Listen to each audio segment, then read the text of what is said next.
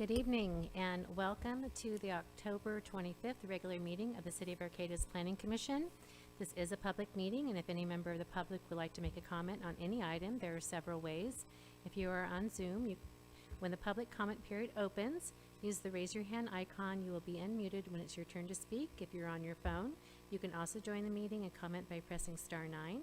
Again, you will be unmuted when it's your turn to speak, and if you're in attendance, you can approach the podium and make your comments. Everyone will have 3 minutes to speak. The meeting is now officially called to order, and we will begin with a land acknowledgement. The City of Arcata acknowledges that the lands we are located on are the unceded ancestral lands of the Wiyot tribe. The land that Arcata rests on is known in the Wiyot language as Gudini, meaning over the woods or among the redwoods. Past actions by local, state, and federal governments remove the Wiyot and other indigenous peoples from the land and threaten to destroy their cultural practices. The City of Arcata acknowledges the Wiyot community, their elders, both past and present, as well as future generations.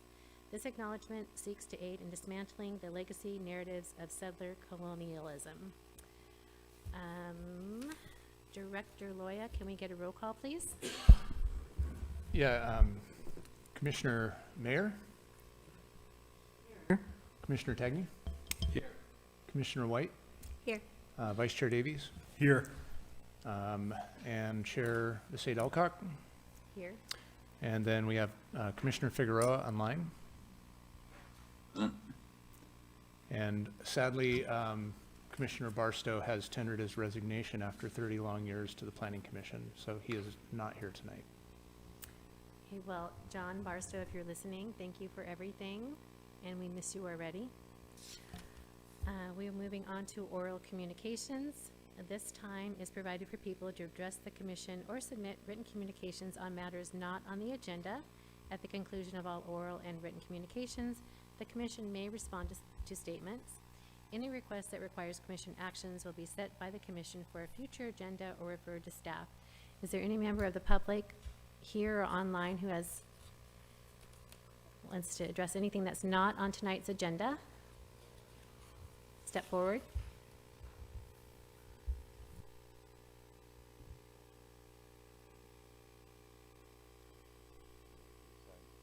Hi, it's James Becker, and I was going to be mentioning the Arcata Linear Park, but it is also in relation to just the Great Redwood Trail, and just to talk a little bit about our website and the announcement, because they did recently launch the Great Redwood Trails website, and last night was Great Redwood Trails Master Plan Kickoff Virtual Town Hall. It's a major undertaking, and they laid out a roadmap moving forward. The Great Redwood Trail website offers a timeline for their master plan development. The master plan outline is it will engage the public, define the vision for the trails, develop solutions for the community and concerns, identify and prioritize projects, develop strategies for operation and maintenance. They have an interactive map. You can locate and identify areas on the GRT you wish to address or offer suggestions. They also have a community survey to seek out input on amenities and trail design, and they're seeking out volunteers for trail stewardship. And just wanted to thank the Commission for their ongoing discussion about the L Street corridor. And as I've mentioned before, there is a website dedicated to information to support to designate L Street Rails to Trails as a linear park. It has a gallery of photos, links to information about Rails to Trails, linear parks, and open spaces. The Arcata Rails to Trails feasibility study is also available. The website is arcatalinearpark.org. In addition, it offers numerous links of maps from the L Street corridor up to interactive maps of the Great Redwood Trail and the California Coastal Trail. There's numerous links to the City of Arcata's Great Redwood Trail Master Plan and the Great Redwood Trail's newly launched interactive website. And that's it. Thank you. Thank you, James. Anyone else?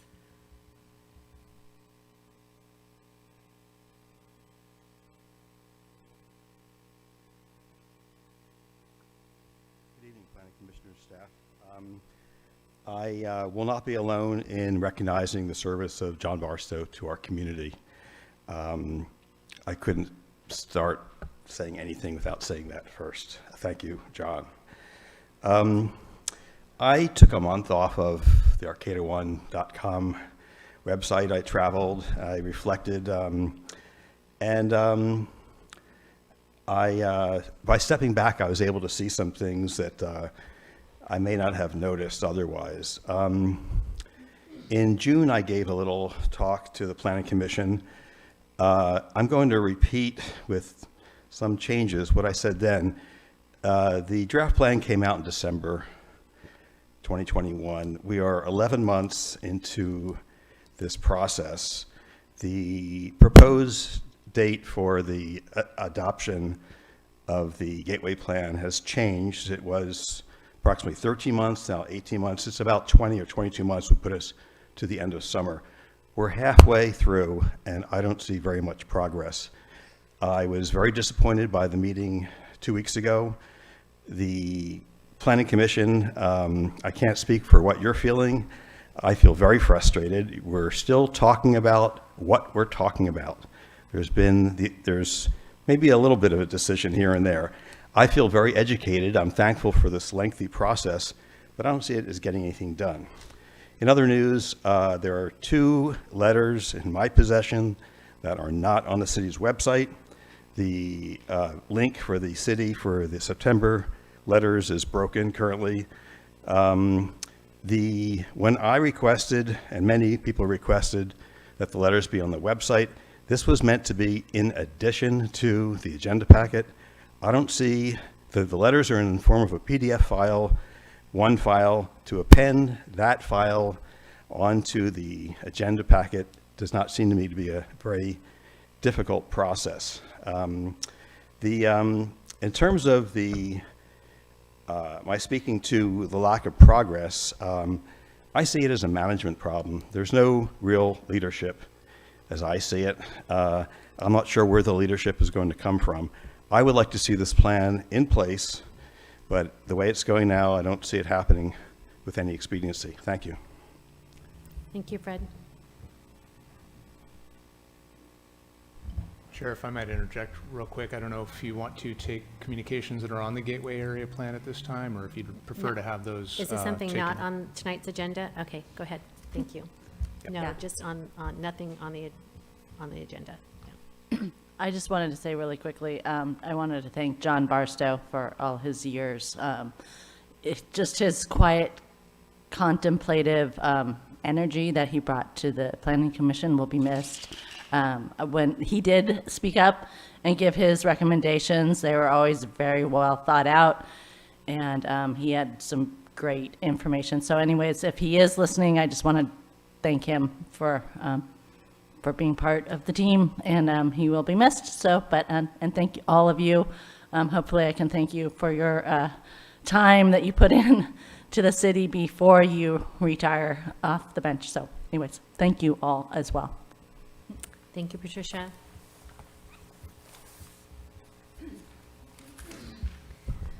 Hi, my name's Joanne McGarry, and I just had to race in to just remind this commission, as I reminded the city council, we are in a climate crisis. And I think when people talk about leadership and planning and progress and process, what I really want is vision, and I want people to look beyond just what's down on a piece of paper in front of you to the reality of what the future of our Arcata really needs to be in terms of a climate changing world.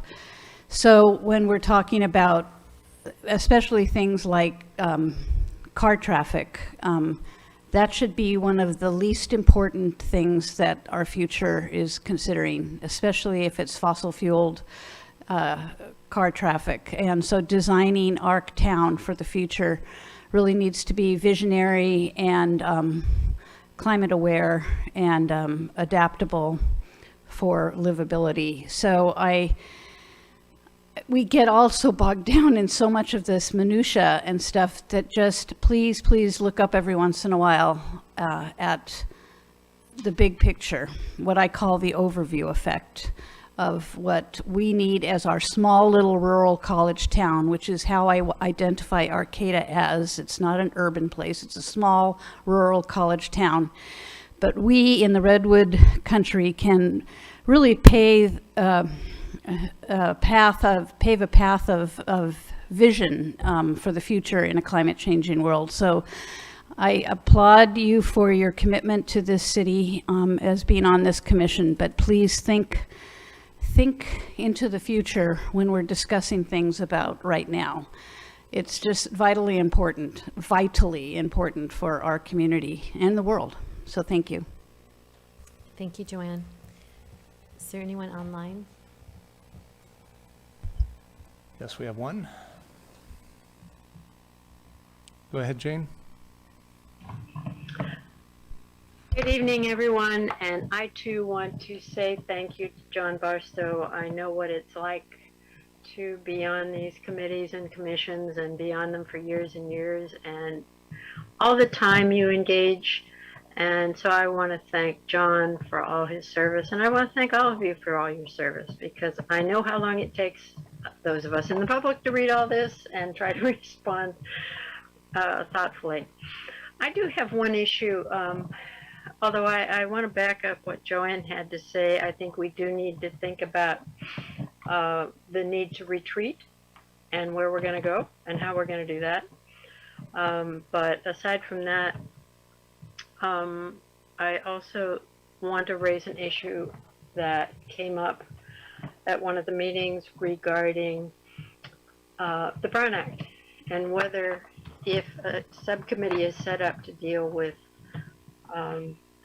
issues and then wants to bring in other people on that subcommittee, or to address the subcommittee and do work with the subcommittee. According to Karen Deemer, it is not a Brown Act issue, and we don't have to worry about that. And I just wanted to clarify that because it's pertinent to what you will be discussing. Thank you very much. Good luck tonight. You got a lot on your agenda. Thank you. Thank you, Jane. Is there anyone else? Okay, we will move on to the consent calendar. All matters on the consent calendar are considered to be routine by the commission and are enacted in one motion. There's no separate discussion on any of these items. The only thing that we have on our consent calendar tonight is the minutes from October 11th. Would anyone like to make a motion to approve the minutes from October 11th? I move to approve. Do we have a second? I'll second. Okay, all in favor say aye. Aye. Aye. And I wasn't here, so, I'm sorry, did you say you abstain? yes, I abstain. Now we're going to move on to our public hearings. Prior to each public hearing, commissioners need to provide an ex parte disclosure. Does anyone have an ex parte disclosure regarding the Jacoby Storehouse and their Meals Act contract? No? Okay. Can we get a staff report, please, David? I will be giving a brief staff report on this one, and I believe the applicant is joining us via Zoom tonight. So the Jacoby Storehouse has come in for a historic property incentive, specifically a Mills Act agreement. Unlike other Mills Act applications brought before you, this is not bundled with other preservation incentives, zoning incentives. It's purely a Mills Act application request. Your adoption of the resolution tonight would be a recommendation to the City Council. They would ultimately make the decision. And for those in the audience who may not be familiar with the program, the City Council established the Mills Act program in 2017, just a few years ago, to essentially grant incentives to qualifying historic properties for the rehabilitation and maintenance of those properties. So the structure is on the local register and the National Register of Historic Places. Primary improvements that are proposed in the first 10-year period are painting, a comprehensive repainting of the structure, as well as rehabilitation of the windows on the south side. And this item also went to the Historic Landmarks Committee already. They did recommend approval with the condition that modifications to the site be undertaken in collaboration with the historic resources professional to be retained by the property owners. So that is the long and short of it. I'd be happy to answer any questions that you may have. And if there's anything I can't answer, the applicant should be with us via Zoom and can hopefully answer those as well.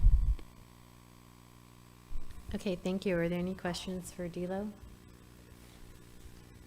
No? Yes. I'm just wondering if the putting the property in the Mills Act has any effect on any current or future business uses of the property?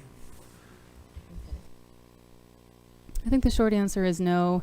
The property is already a local landmark. Any sort of restrictions that may come with that would already have been undertaken when that landmark status was brought online, which I believe was in the 80s, so that was quite some time ago. It is in one of our most, robust zones in terms of uses, and I don't foresee any change to that as a result of this agreement. It's mostly, an exchange, a financial exchange for money that they are putting in to maintain the property. Thank you. Okay, so we're going to open this to public hearing. If we have any members of the public who'd like to comment on this, or if the applicant would like to step forward, Bill Chino, and do you have anything that you want to say? You don't I thought have you were to. going to be here on Zoom. You just walked in. Yeah, if you have anything that you'd like to say. First of all, good evening, everyone. Thank you for consideration of our application and hopefully approval of our project. The Mills Act is a 10-year contract with the city. We are doing the work already. I don't know if you've seen the building. We're starting with the painting, and then there's going to be, excuse me, the south wall, the south facade needs quite a bit of structural work as well. So I guess the bottom line is the tax abatement savings will be covered just with the paint job alone. And then we'll do smaller repairs over the years to keep the building looking as it should. Great, thank you. Thank you. Does any member of the public wish to comment on this, or is there anyone online? Not seeing any hands online. Okay, so we'll close the public comment section. This is kind of a no-brainer. This is good for everybody. Do we have any discussion, or does someone like to make a motion to approve this resolution? And the resolution, keep in mind, includes the CEQA exemption and the Mills Act contract. It includes the whole thing, so just the resolution number will cover it. I'd like to make a motion to approve the Mills Act contract for the Jacoby Storehouse property. Do we have a second? I'll second. All in favor, say aye. Aye. Aye. Did Christian say aye? Okay. Motion approved. Thank you very much. That was easy. It's a great project, Bill. Yeah. Thanks for keeping Really, that good. building up. Good for the whole community, yeah. Okay, so next we're going to move on to, approve the plan development amendment tree removal permit for the Westwood Garden Apartments. And my husband was a sub on this property, so I'm going to go in the back room and the vice chair is going to take over.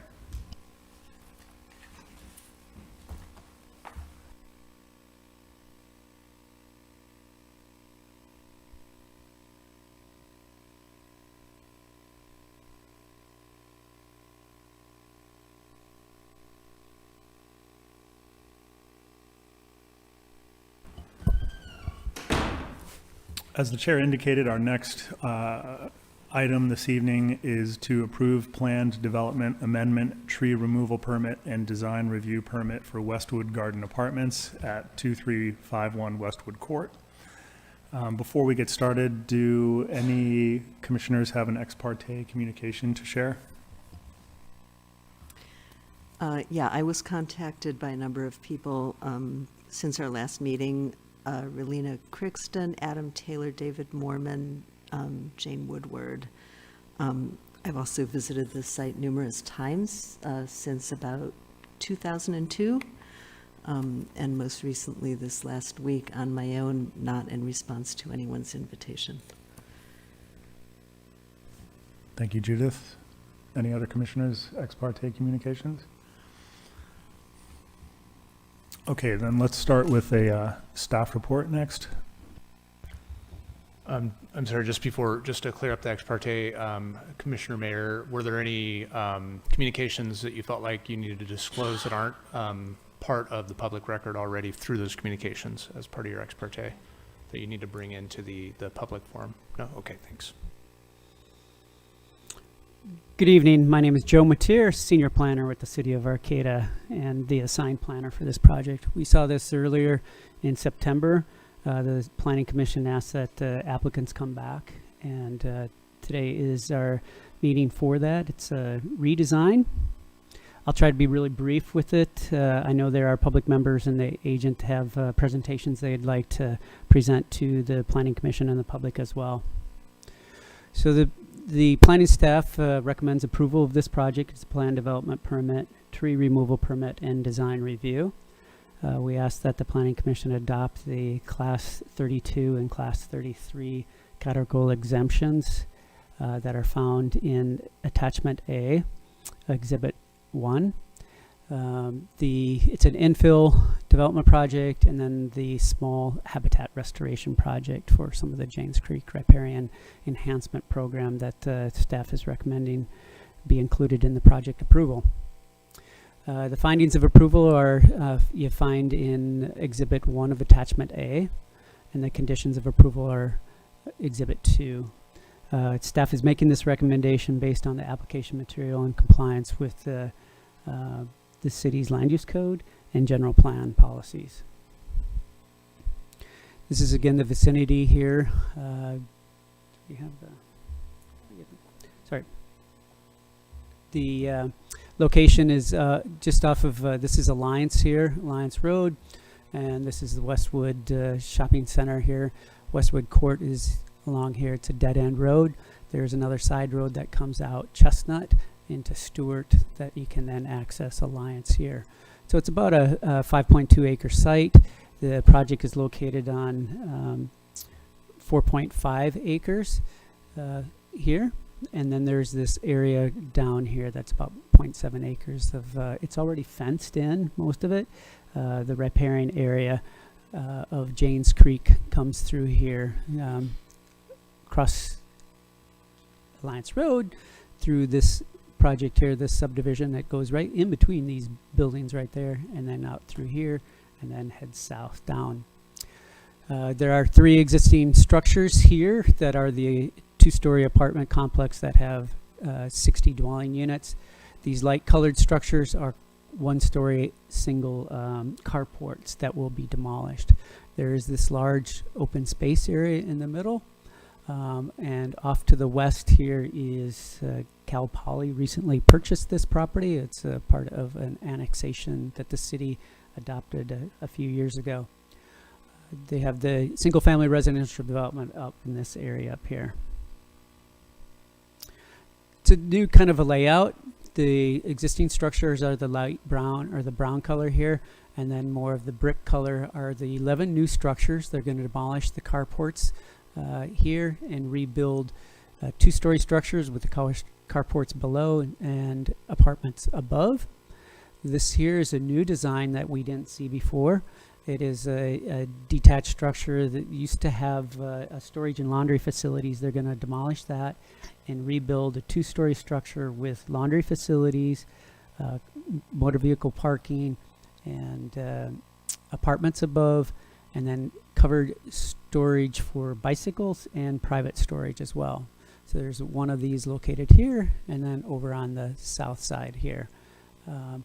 This is along here is another one of the carport structures that's going to be rebuilt with dwelling units on top, and again over here. We do have new structures in the interior of this courtyard area. We have carport structures here with dwelling units on top. And again here, carport structures with dwelling units on top. This structure here and this one here is 2-story standalone with ground level apartments and second story apartments as well. So it has been redesigned with, right now there is a driveway that kind of comes to this area, to the carports. They're going to extend with pervious pavement along here. There's a little chicane or a break in the linear access drive there. And then there'll be a new driveway through here with carport structures on each side. There'll be parking here. And then again, to connect to the other existing driveway, come around here, another chicane and out. And so they can loop around and go back to Westwood Court there, or come out and hit Chestnut there. So it provides circular loop. The redesign, they did maintain many of the structures, and they kind of realigned the number of and placement of the parcels. They maintained the number of dwelling units proposed from the original project to 102. There's one less structure, and they get into the tree removal here.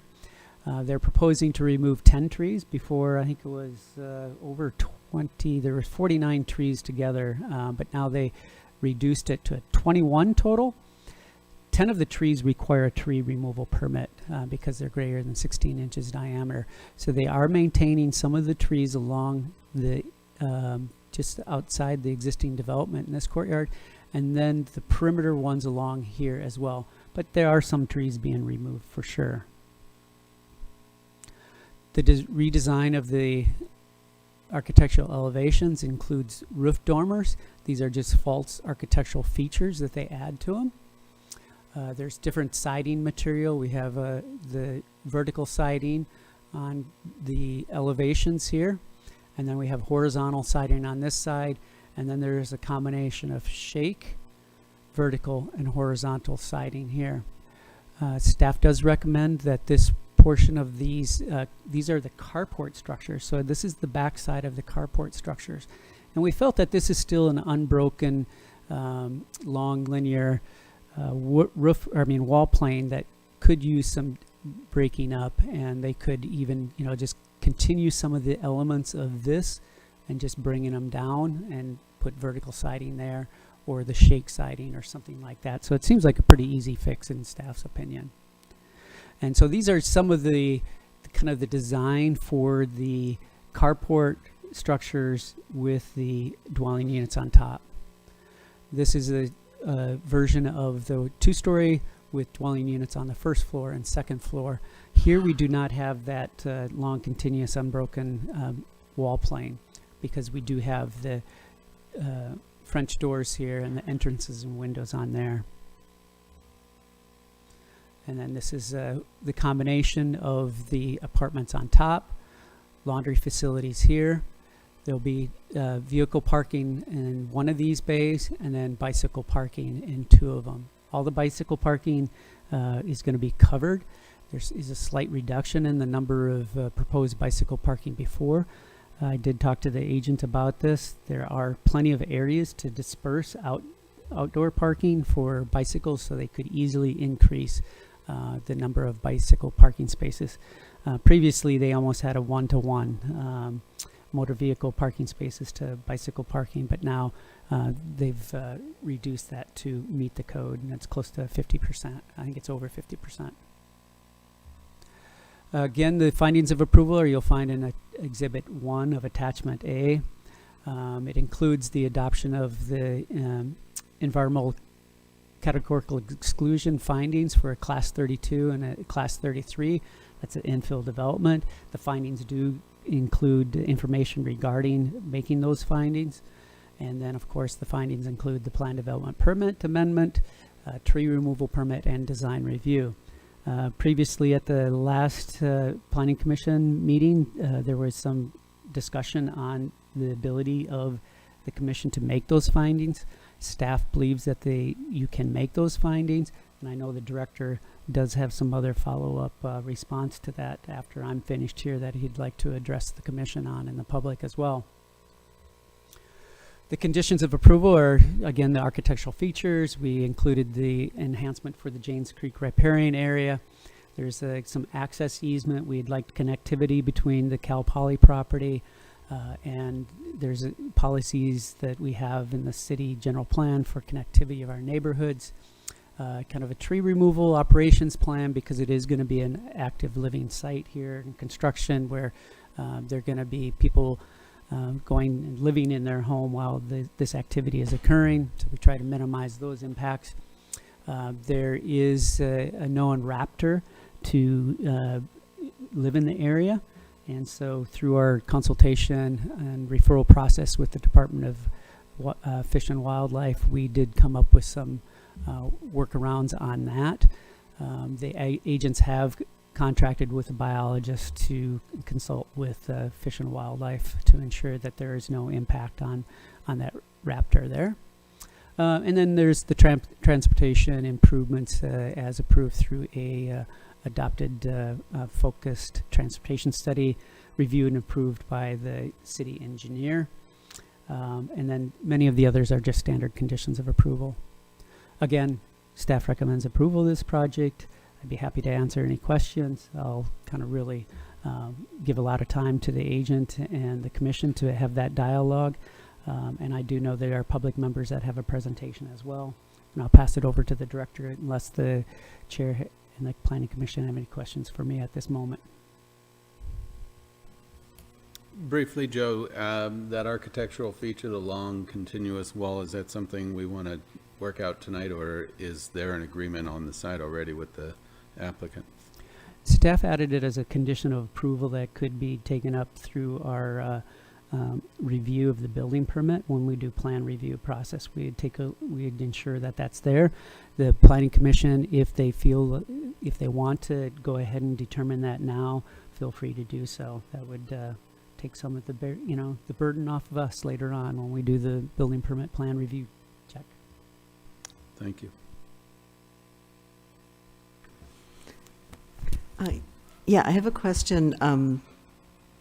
How many other Arcata multi-unit properties are there that are subject to the planned development combining zoning, but also don't actually have any planned development permit or approved planned development site plan already? Do you have any read on that? I don't have that number offhand. I do know that there is a similar situation to this, and that would be off of Bayside Road. There was some Coast Guard housing that was going to be developed. I think the property owner at the time was Lottie Beard, and there's a planned development on that. We do not have any planned development permit for that. There are multiple multifamily structures and development at that site with multiple property owners. Okay. You mentioned that one.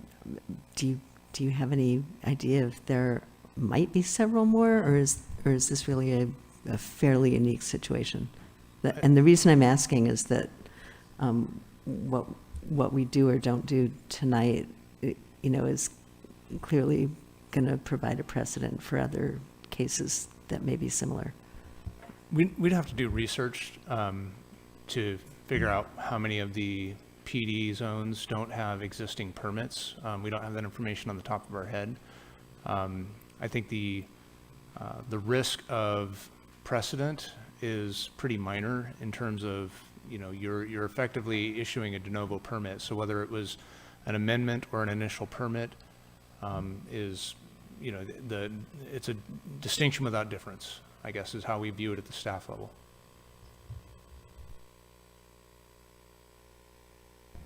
Christian, do you have any questions?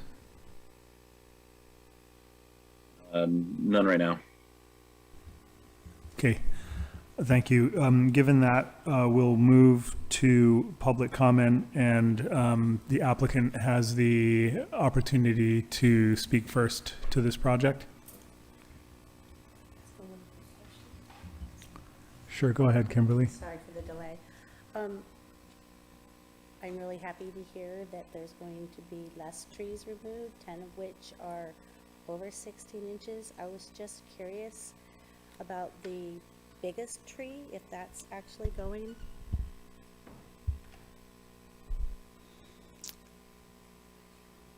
Yeah, I'll defer that to the applicant and agent to respond to.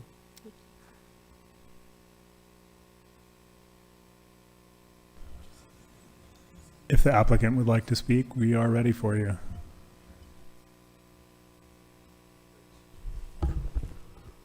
Good evening, Planning Commissioners. My name is Mike Nelson with Lako Associates. And before I get started, I would also like to share my own thank you to Commissioner Barstow for his many years of service. Been up here many times at the Planning Commission with him over the years. So thank you, and sorry to miss him at future meetings. So would you like me to answer that question specifically, or just jump in to the presentation? Or let me answer your tree question first, and then I'll go. So the two largest trees on the property, I'm sorry, my laser pointer ran out of battery, but they're the two largest ones are kind of on the western edge there, right there. That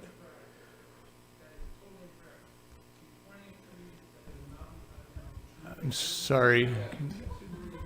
Can we? We can't conduct a respect the meeting like that. If you could let him speak uninterrupted, everyone will get a chance to talk. Thank you. Yes. So I'll come back to that. I have some more things on the tree removal. So the two trees that I was looking at right there are two trees that we discussed with CDFW that had to do with the larger height. So when you say larger, you can get into diameter or height, or it's somewhat subjective about what the specific aspect of that is.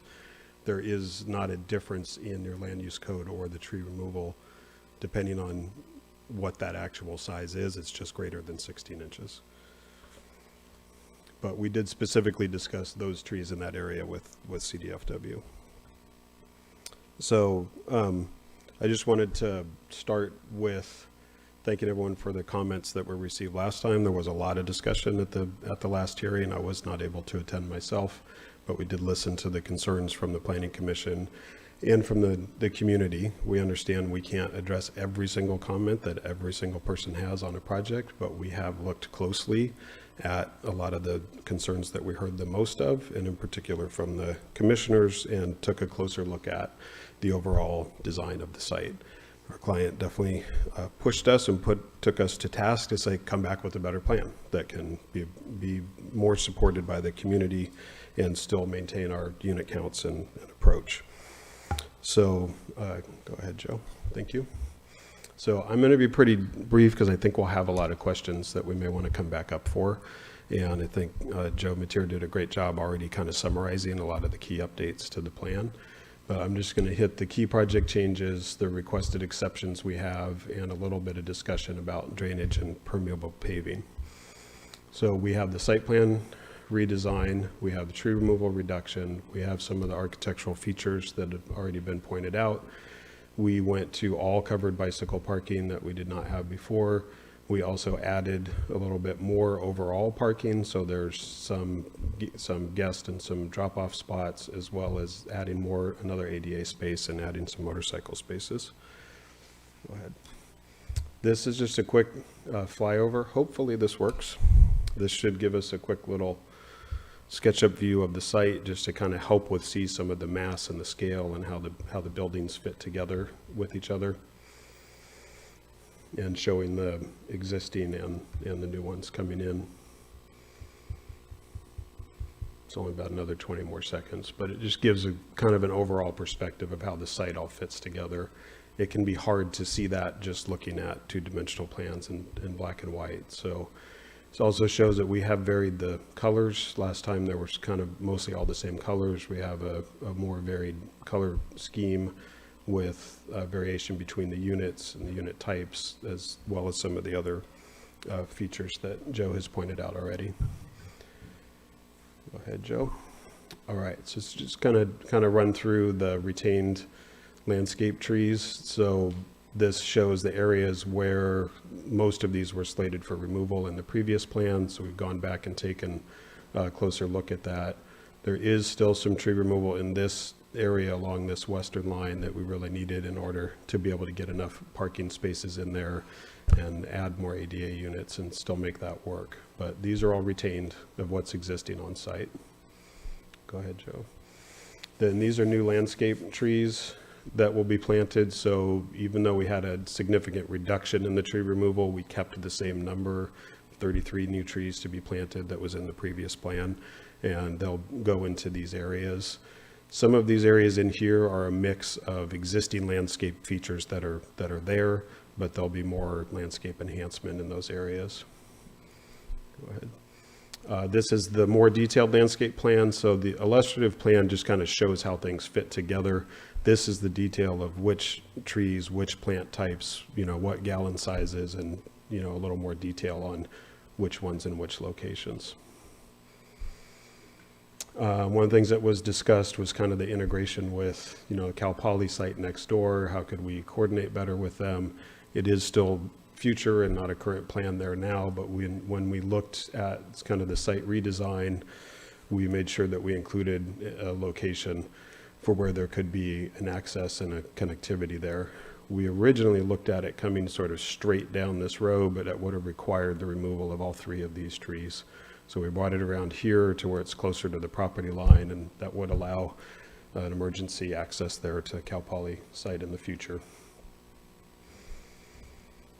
This is just kind of showing the trash enclosures and where they are. We look to sort of spread them around the site, so they're not exactly at the 4 corners, but are spread around. The front one is ADA accessible as well. And then this one that's up here, we're going to talk about further because that's one of the exception locations on the setback. We originally had that other garbage over here, but in trying to preserve as many trees as possible here, we thought this was a better location to have it in that corner. And it is also where there's an existing trash facility now. Thank you. We added some additional ADA parking, and there was, I think, 3 in the last plan. We have 4 now. So just wanted to point out we increased that. And this is where our covered bike parking is. So this plan also includes essentially some demolition of the existing laundry facility and then building new 2-story structures there, which also means there will be 2 brand new laundry facilities that will come into the site compared to the pretty aged facilities that are there now. I'll show a little bit more of this later. Joe. These are the recreation spaces. So we looked at having a combination of sort of the larger recreation spaces, as many as we could. We understand it's a large open area now, but we have dispersed recreation areas spread around the site. These are the community garden spaces that we have included in the plan that are outside of drainage areas or recreation areas. Go ahead. I think we kind of hit this one already. I just wanted to show the tree reduction numbers from reduction in tree removal from the previous plan. Go ahead, Joe. All right. It was a little hard to visualize quite how we were fitting the parking and the bike storage underneath the 2 new buildings. So again, this is a new laundry facility. So there are 2 buildings like this, one sort of north-south on the plan.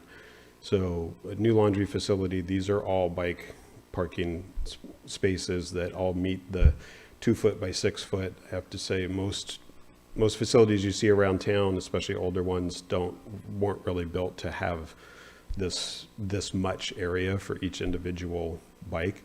Could probably fit a lot more in here, but we wanted to make sure we could get 84 that met the 2-foot by 6-foot requirement. And this is all covered. One other thing you can see on here is the sort of storage areas. So each unit, all of the new and the existing, will have the 5 by 5 by 4 foot private storage area. So I know that we have some discussion coming up around the decks and the private recreation space. If you look at your code, the decks and patios are really intended to be that private recreation not necessarily storage. And I know there were some comments specifically from Commissioner Barstow about that last time. So I just wanted to point out that each unit will have its own private locked storage. And that's for both the new and the existing. It is not a feature that the existing residents have now. So that will be part of the project and included in a covered space. Go ahead, Joe. Okay, so some of the architectural design, I think Joe covered this pretty well. There's a couple things I'm going to show on 2 of the buildings, but the dormers, the siding, the colors, belly band, also the comment that was brought up about some vertical feature, we would be happy to do that as well. So that could be accommodated with kind of breaking up some of these longer walls, maybe say taking something where the dormers are and bringing down a vertical feature. This is one of the shorter buildings, so it doesn't sort of stick out as much, but that would be easy to do some vertical there to separate it, or even alternate the siding within that vertical section on the ground floors. And so this is looking at the elevation on the laundry room we just showed. So this shows where you've got covered bike parking, the parking itself, plus the storage units above. Go ahead. Right, this is one of the 8-unit ones on here. One of the things where these kind of are broken up already on the shorter buildings, the 8-unit buildings. I think some of the ones that are 14, that Joe pointed out, they have kind of a longer area. On these ones, they're kind of broken up by the posts and the downstairs patio doors. So I think on the longer units, the 12 and 14 unit ones, it would make sense to break those up vertically as Joe suggested. Go ahead. This is just a quick summary on the parking. So showing that we added ADA parking. We were able to add 5 additional loading, unloading guest parking spaces. So previous plan had exactly 1 for 1, but there were not any additional spaces for a drop off or a pickup or loading. So we've added a few more spaces into the plan. So this kind of shows just a section here of what those parking underneath look like. So because the buildings are 26 feet wide, we can accommodate a standard parking space plus the storage above. And then this one kind of shows where that the bicycle parking is underneath those. Go ahead. Okay, so I wanted to take a little bit deeper dive on this question about the private recreation space. I know there was a lot of discussion at the previous hearing about that and the size of it. Your code does say 150 square feet. The precedent has been set on multiple projects of a reduction of that 150. To my knowledge, there hasn't been one in the last 10 years that's used the 150. I'll talk a little bit more about why. Go ahead, Joe. Okay, so I just want to do a quick kind of discussion on this a little bit about how this is set up and talk about the proportionality a little bit. So these units are 416 square feet. That's a pretty small unit. It's roughly, 16 by 26. The minimum private recreation space listed in the land use code is 150 square feet. There's also a common recreation space, which goes by unit counts and kind of goes up to, at your 31 or more units, 2,000 square feet is all that's required. In my opinion, and doing lots of projects here over the years, this is not very proportional. The 150 square feet is not very proportional to small units. Whereas if you had a very large unit, you could have a 5,000 square foot apartment and you still need 150. You can have a 200 square foot studio and you still need 150. There's no proportionality in the way this is addressed. And I think on the common space, it stops far short. So you could have 500 units and you only need 2,000 square feet of common recreation space. So one of the things I want to show is that we have exceeded the common recreation space considerably and show why we're asking for the reduction from the 150. I also just wanted to point out, again, having done a few other projects here over the years, that in your coastal land use development guide, which is only 5 blocks from this project, it has a proportional code requirement. It's 8% of the floor area for second story units and 10% of the floor area for ground floor units. So there's a proportionality built into the code. The bigger the unit, the bigger the private recreation space. However, this has just a fixed number at 150. So go ahead, please, to the next slide, Joe.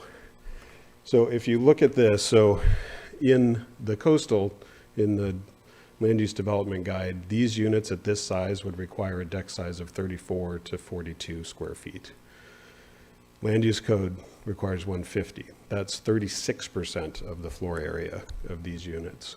What we are proposing is 11.5%. So we're proposing more than what is required in your land use development guide. We understand it's your inland land use code that applies to this project, but the proportionality really isn't there. If you say you have a 400 square foot unit, but you still need 150 square foot of private recreation space.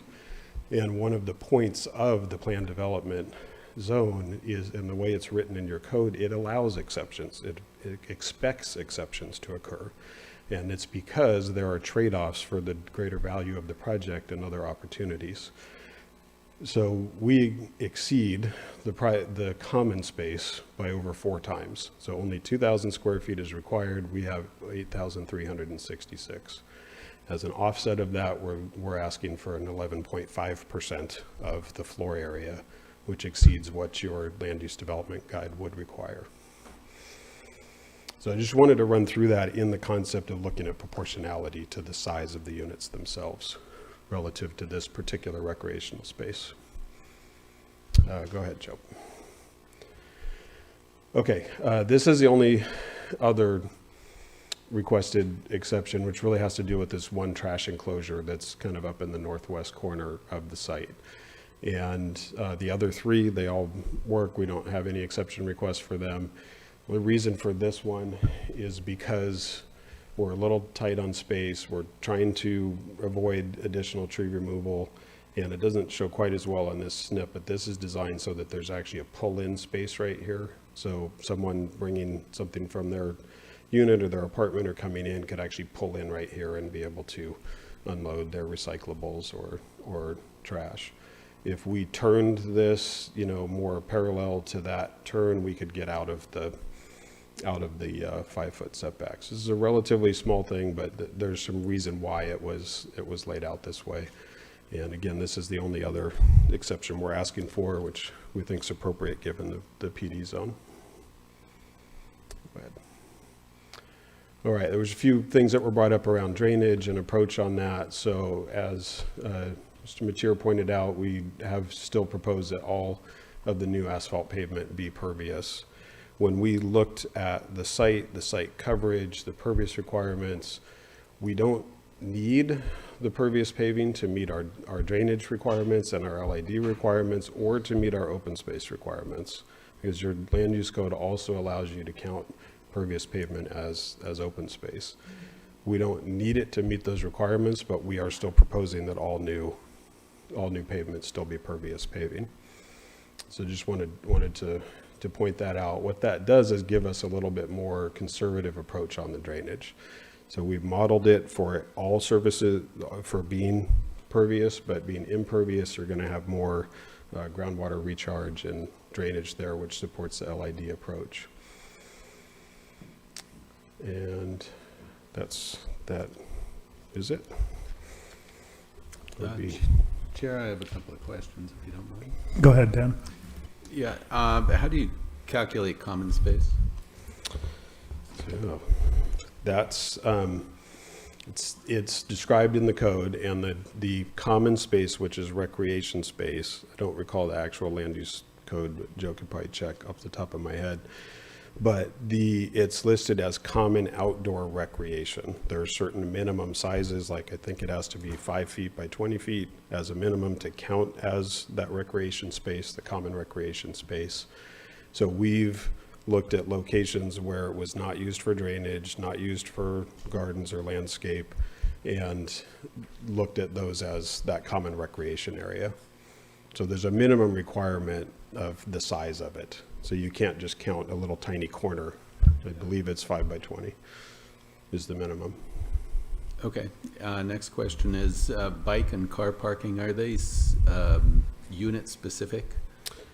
they would be designated for car parking, not necessarily for bicycle parking. Okay. Yeah. And then, do you have a sense of what type of pervious program you're going to go with on the pavement? I don't recall the specific spec. I think Strombeck might have that, but it's in one that they've used on other projects in Arcata. It meets Arcata's specifications for permeable. Thank you. Yeah, thank you. I have a couple questions. Go ahead, Kimberly. I don't know if it's a question or a comment. So I understand that we want to encourage people riding the bus and doing alternate modes of transportation and bikes. And you said that there were 171 covered units, and they're for cars parking, and there's 162, so you have a little bit of an overage there. But you also said that there would be, of the new units, 102 might provide housing for 241. And if you take that full number of 162, then we're looking at a potential of 382 community members, but we only have enough parking for 171, which means 60% of those community members possibly have nowhere to put their vehicles if they were to come with a vehicle. And all I'm thinking of is what happened over on, I think it's 27th Street, that they did not build in enough parking spaces, so it's kind of a hot mess over there. So that's what I'm wondering is what that might look like. Yeah, so a couple things there. So one, not all of the vehicle parking spaces are covered. The bicycle parking spaces are covered. For vehicles, some of them are in the carports under the units, but there will still be some open, uncovered parking spaces. That doesn't change the numbers. I just wanted to clarify that not all of the vehicle parking is covered. Most of it is. In terms of the actual parking counts, the land use code allows a pretty broad range for the number of parking units. We actually could have less parking than we have. Our client, who has a number of other projects in town, never wants to go below a 1-to-1 per unit. So we do fall within what the land use code allows for the unit counts. The new units at 416 square feet are not intended to necessarily have those average occupancy numbers that you mentioned. So that's sort of the average number, but at a 416 square foot unit, which is very small, that's not something that you can really pack a lot of people in, and it's not the intent to have multiple occupants per unit. So we're not looking at necessarily the 2.36 in the new 102 units, which would hopefully mean less vehicles. Yes. So a little more perspective. Thank you. Yeah, thank you. Any other commissioners have a question? Judith? Yeah, there are a bunch of them, but very specifically, are you anticipating that the parking spaces would be rented together with each unit, or would the rental on parking spaces be separate? They would be an assigned parking space per unit. The parking would be with the unit, not rented separately. So even for residents who don't have a car, they would still be renting a parking space? Yeah, I would say, I mean, that's kind of a detailed operational question. I don't know that that's something in the land use code that specifies that it be done that way. No, it's not in the land use code. That's why I'm asking you. Yeah, there's not an intent to manage it that way. I can defer to our client, see if that's something they would like to discuss, but the plan is that you rent a unit, you get a space with it. Okay, and I know there's nothing in our code that could require or even encourage you to switch to electric water heaters and electric utilities, and that you intend to build with gas. Is there anything in the design that would facilitate the transition away from gas by 2030 when the state requirements are going to probably change? That is specifically included in this design to be sort of adaptable in that way. I mean, it meets all the current building codes, it meets the current building standards. There's not a specific design element that would say, okay, can you switch this from gas to electric in 8 years? Okay, and the electric photovoltaics that you have pictured on the roof, do you have any idea what proportion of the energy use would likely be covered by them? I don't know in terms of the actual proportion because there's a user component to that in terms of what the actual usage of an individual occupant is. We do have the numbers and sizes of, what the PV is. It wasn't something I focused on in the presentation, but all new units will have solar and PV, and they're required by the code to do so. So they'll meet those size requirements. Okay, and finally, one sort of piddly question.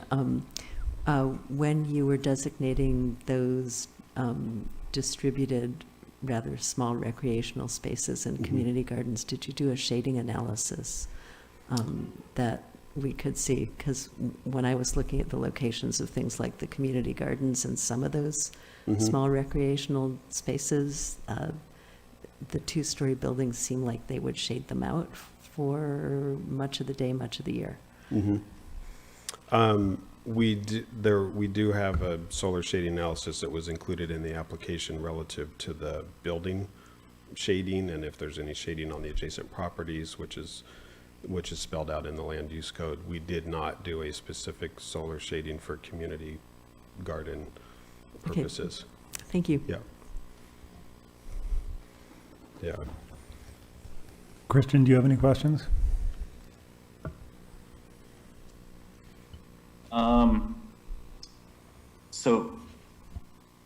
Just a quick question in regards of why we are proposing, I know we're being conservative in regards of our stormwater needs, in regards of using pervious pavement wherever we can possibly use it, but has it been discussed with the applicant, the cost of maintaining pervious pavement to act as a treatment BMP, where it requires specialized equipment to effectively clean it on a regular basis, and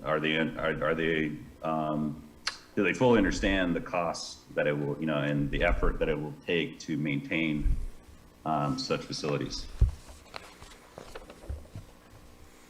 Yes, the applicant, the Strombeck's, maintain other properties in the city that have similar facilities with permeable paving, and they are familiar with that. I don't know if there's a specific additional maintenance requirement in city code or in conditions that I've seen, but our applicant is familiar with maintaining those on other properties in the city now. It just seems, in respects of maintaining treatment BMPs, it's in perpetuity. So it's just, understanding that, there'll be a cost and, for O&M for related, for such facilities, whether it's pavers, pervious pavers or pervious pavement ultimately. So it's in perpetuity that we have to maintain these facilities as part of our MS4 permit. So I'm just making sure that that's crystal clear with the applicant. Yes, it is, and thank you for bringing that up. And I'm sorry to put our client on the spot here for a minute, but they offered to do this. I told them you don't need it for your open space, you don't need it for your drainage calculations, and they said we want to do it. And they have it on other projects and other properties that they maintain. So thank you for bringing that up. They definitely are aware of both the construction cost and the maintenance cost associated with that. Thank you. Thank you very much. I'm happy to come back after any additional public comment if more questions come up. We may be calling you back. All right. Thank you. Do you have a question, Kimberly? Yeah, and I'm not sure if this would go to staff, but I was hoping to get some clarification on the public access and open space easement, and then it sounds like there was a counter offer from the city? I believe, and Emily Sinkhorn, our Environmental Services Director, is here as well to address that question. I believe you're referring to the condition of approval that we proposed to amend at the last meeting, that was recommended by the applicant to try and address the original intent to provide fee title of the riparian area to the city. The city didn't wish to take fee title, and so the condition now reads such that we'll have an easement for for riparian access and public access through that riparian area, and that we would have the ability to maintain, but that the maintenance would be to the applicant to continue to maintain that property.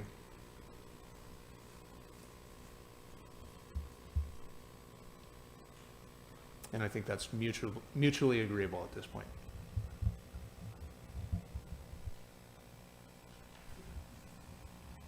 Any other questions before we move to public comment? All right. If any members of the public are ready, or does anyone else from the applicant group need to speak right now? Okay. Then approach the podium. You will have 3 minutes. 1, 2, 3, go. Hey, Suzanne Stafford. Quick question, Joe. On the access road in the back of the property with the little jogs, I don't remember what he called them. Would that impede emergency vehicle access at all? Typically, the public comment just comes, and then the commission asks to address questions that they'd like us to address, but the answer is no, it won't impede emergency egress. The fire will look at that when fire department will look at that when they come in for a building permit. Okay, I have another question. Okay. Is that right? Yeah, for your time, go ahead and, I would say, Okay. lay all your questions out, and then the Okay. commission will ask. Just give us all your questions. Second question is, when the units are built above the carport, that will necessitate removing the existing carports. What is going to happen to resident parking during construction? And have you guys thought about contracting or working with the church across the street to offer residents parking during construction? That's going to be a consideration. And number 3 is new mailboxes. If you're putting in all these units, I would really suggest moving to CBUs and out of those terrible little gang boxes that are the delivery points in that unit now. That's it. Thank you.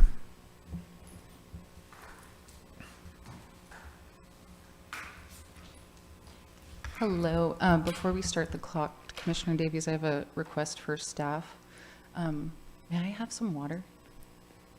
Okay, thank you.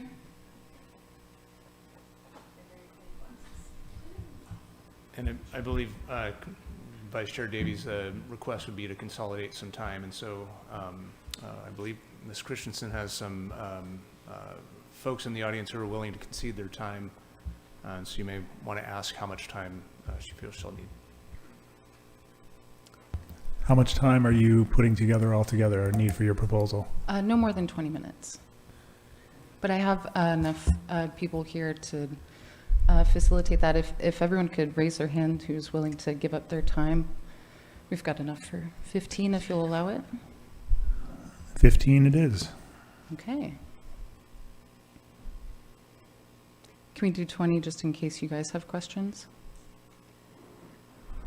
We'll see where we get to after 15. Okay, I appreciate that. All right. Can we make that full screen? Or just presentation mode? Thank you.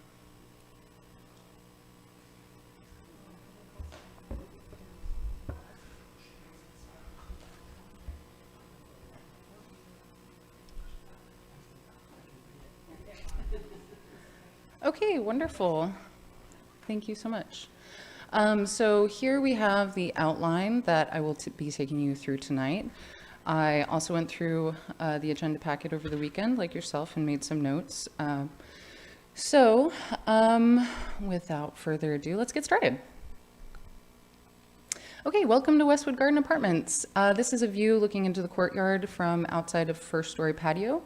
We can see some of the proposed tree removal trees here. These were planted in the 60s and have offered some very beautiful landscaping additions. But moving on. So this is another view into the courtyard. So technically this space, according to city planning, is underutilized because it is within the zone where we have plumbing, electric hookups, et cetera, and so forth.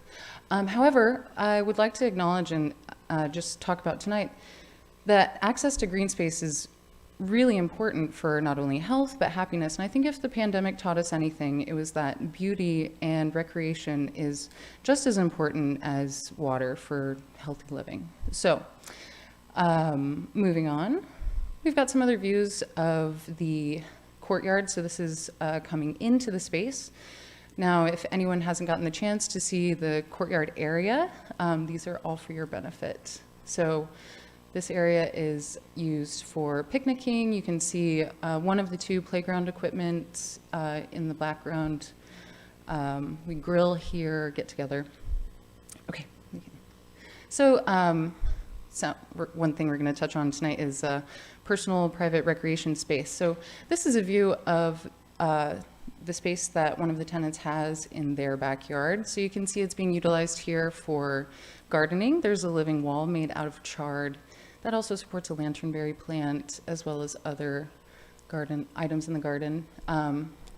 Adjacent to that is a greenhouse that's in the outdoor space that's provided with the apartment. And this greenhouse actually came with the apartment, suggesting that gardening is not just this tenant's activity, but has been a long-established activity at Westwood Garden Apartments. Go figure. Okay, next one. Okay, so diving into the apartment, here's the current floor plan of the apartments, and we can see shaded out there's the kind of Siamese twin construction that we have. So as part of the design of these apartments, there's directional light. So each apartment either has a western, eastern, south, or north facing window. So all of their light is one direction. So it is, the common infrastructure such as plumbing, gas connection, load-bearing walls, things like that is pretty smart from a design standpoint. And this layout is the majority of the apartments that are at Westwood Gardens. So we have 44 two-bedroom apartments, 8 one-bedroom, and 8 three-bedroom apartments, creating a diverse type of space for all of the residents. We have families, couples, friends, and individuals who live at the apartments. Okay? So, moving on. This is a big thing we're going to touch on. Relative privation. So relative privation, if you weren't aware, is a fallacy, also known as the not as bad as fallacy. So an example, relative privation is the logical fallacy that because something isn't the worst option, it's of lesser or no importance. For example, the second proposal to the Planning Commission is not as bad as the first, so the issues with the second plan don't matter as much because it's better than being homeless. So before we move on, keeping this as a framing question, but also Westwood Garden Apartments is a microcosm in a greater picture. We can look at Westwood Gardens as a mini gateway plan. A lot of the issues that the residents are coming up with could be ameliorated with things that are proposed to being provided in the gateway plan. We'll touch on more on this later, but let's move on.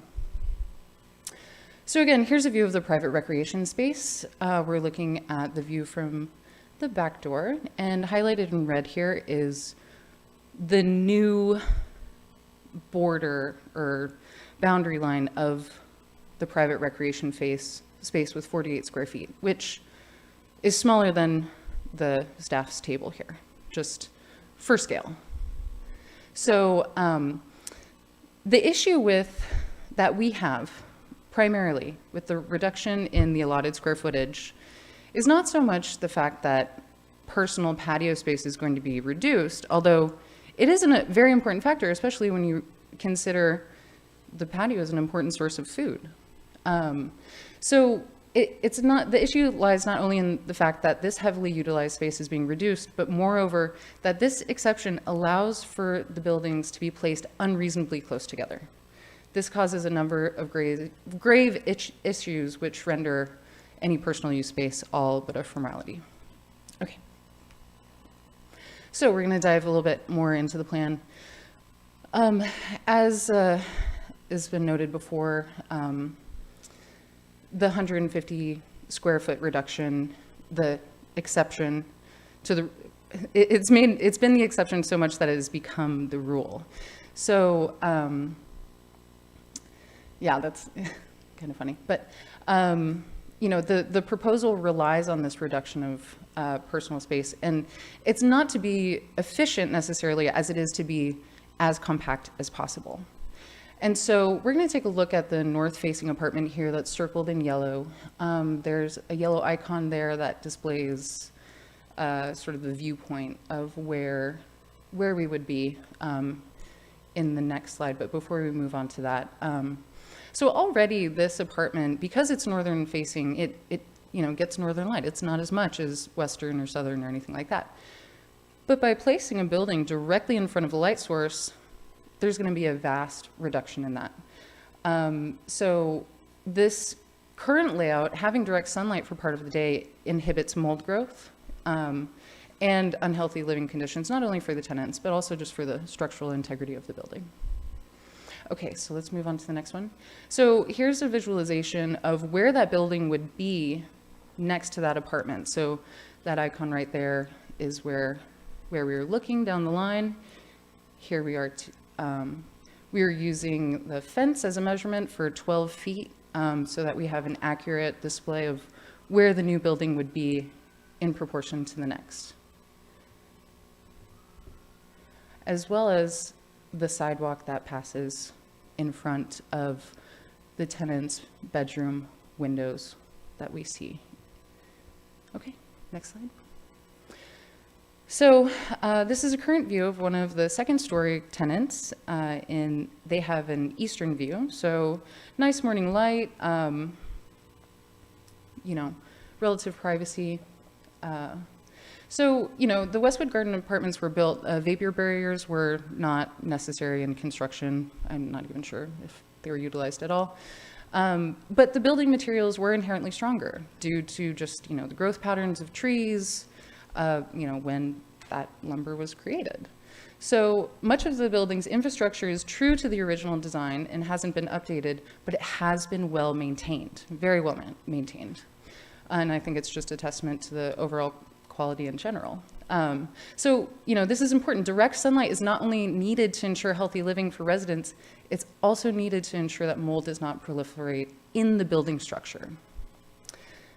Okay, moving on. So here's a mock-up of what that view would look like out the window with the new building in front of it, as well as the reduced lighting. So while the building is set 12 feet away from the existing building with the added patio, 4-foot depth patio, we would only have 8 feet in between the two buildings, which, you know, is not only a concern when it comes to privacy. You know, having your blinds shut all the time when already you've got a dark apartment is bad enough. But in the event of a fire, this is a really grave consideration. Ensuring, you know, it's not necessarily enough space to ensure that fires can't jump from building to building easily, which in 2020 we saw a fatal fire actually at Meadowbrook Apartments, another Strombeck-owned property that features very compact apartment design. Okay. So here's a little view of the map, Westwood Garden Apartments, and the two current entrances that we've gone over. So if you've ever traveled down Alliance and you're trying to make a left into Westwood Garden Apartments, most of the time, not too bad. You might have to wait for a car to pass, but it's quite easy, you know, even if you're waiting for a minute, for cars to build up behind you. And so a lot of times people move over into the bike lane and pass you. So, you know, that's a concern for bikers. But looking at, we'll move to the next one. Looking at the traffic study that was utilized for this project, it was using numbers from a traffic study done in March 2016, and then applied a 1.5% increase to the numbers that they found today. So W-Trans is based in Oakland and Santa Rosa, so they're not local to the area, and I do not doubt their expertise when it comes to traffic studies. However, they don't have an innate understanding of our locale. So their recommendations of just repaving the crosswalk as the traffic study is not enough. They do also reference adding a turning lane as well. However, with the proximity to James Creek, as well as the overall width of the road itself, this is improbable and very unlikely that you would even be able to add a turn lane there. So there's some questions and, just details to be considered. With this much growth in an area without adequate, transportation avenues is something to look at. And so this, I'll touch on later, but we can move on to the next one. So this is one of the trees that is proposed to be removed for Building 4 to be constructed. This redwood is 157 inches in circumference, or 50 feet in diameter. You can see the view in the garden and just how massive it is. It's a great focal point for the property. Next one. So this is the view from the redwood. This is what the proposed recreation space looks like. I don't know about you, but I certainly love recreating in English ivy. I do it quite often. I'm sure that everyone does, and I appreciate that it was so thoughtfully considered with our plan. If you can tell, I'm being extremely facetious, but we'll move on.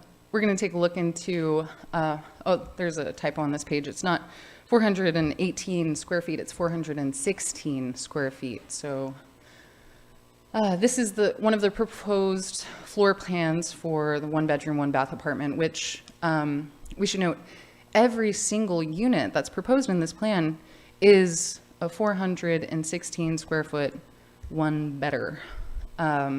So while that is, great for students, maybe even for seniors as well, it's not exactly simpatico with the community that we have already of families, of seniors, of couples, and friends. So to best complement the diverse number of people that live at Westwood Garden Apartments, we would strongly support a more diverse type of apartment to be incorporated into any future developments for this site, with guarantees in the form of community benefits agreements or CBAs in regards to the affordability and any other specific site changes. So again, we can see how Westwood Garden Apartments is creating this kind of mini framework for applying a lot of things that we've been talking about with the Gateway Area Plan. So while these, in the packet, these are described as affordable housing, there's no guarantee or assurances made to ensure affordability. And it should be noted that the developer is one of 3 developers in the area that own the majority of all multi-unit rentals in Arcata. And like I said before, while they don't have a monopoly, they do a very good job at matching each other's rates. Okay, I think we can move on. So I don't think it's necessarily right to come with a bunch of complaints and not offer any solutions. So just as an exercise in envisioning something better,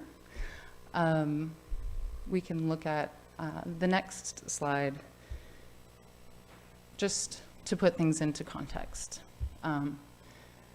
So height to combat sprawl. All of the buildings that we saw tonight are 2-story buildings, and while they do match the size and bulk, it does not complement. On page 51, it's described as coexisting and not conflicting. However, I would argue that because of that, it is a direct conflict with the buildings that are currently there. So shown here is the footprint of Sorrel Place, the 4-story apartment that is here in Arcata. 88 bedrooms, 44 units, 16 one-bedroom, 16 two-bedroom, and 11 three-bedrooms, all of which are a little bit larger than the current apartments at Westwood Gardens.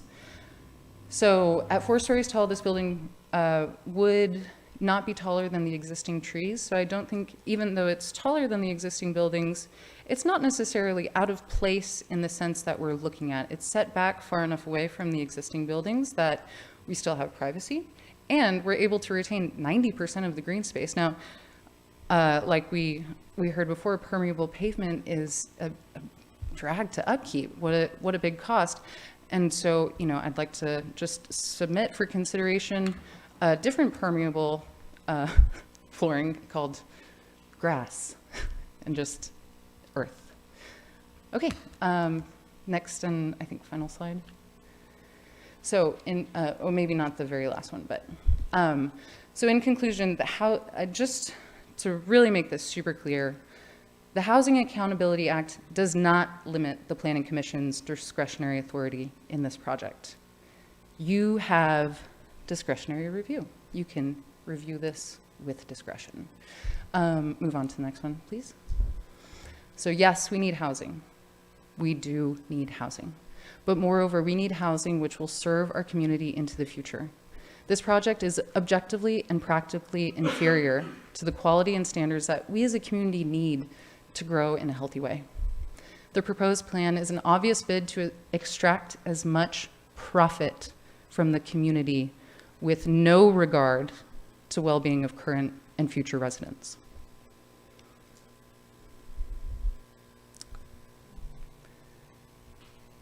And that's the end of my presentation. Thank you so much for giving me the time to show that. We as a community appreciate it.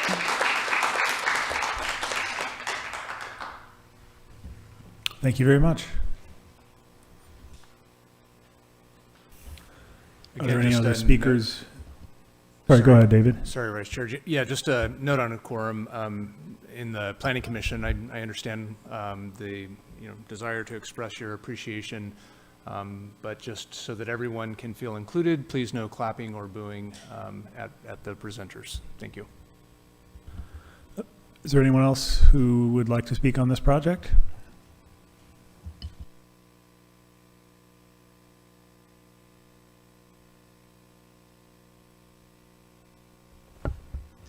I've got some handouts for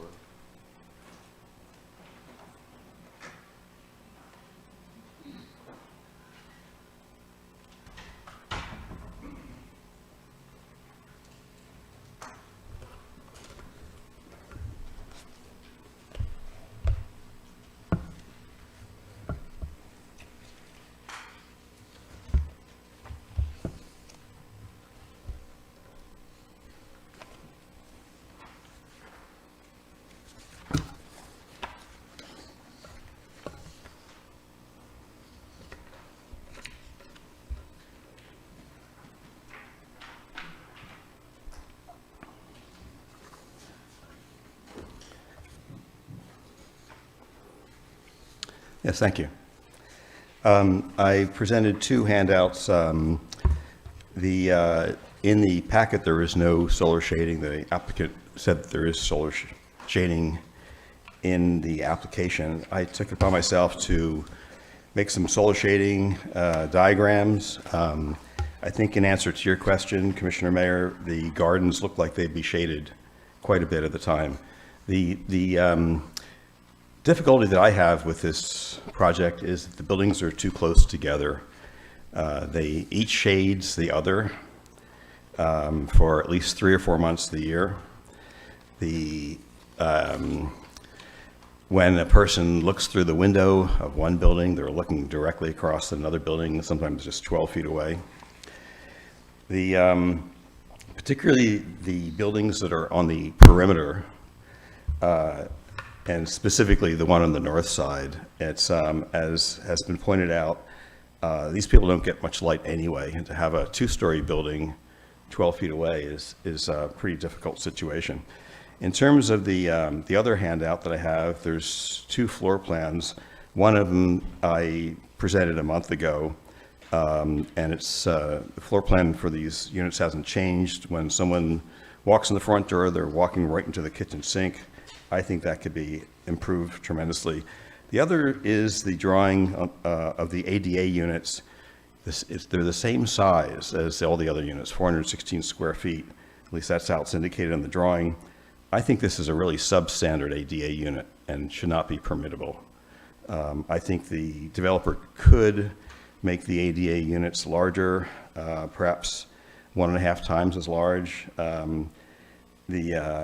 I didn't draw a wheelchair in this, so you have to use your imagination. I think it's almost impossible for a person to get around in. Smaller things, there's mention of playground equipment, but I don't see any playground equipment on the plans.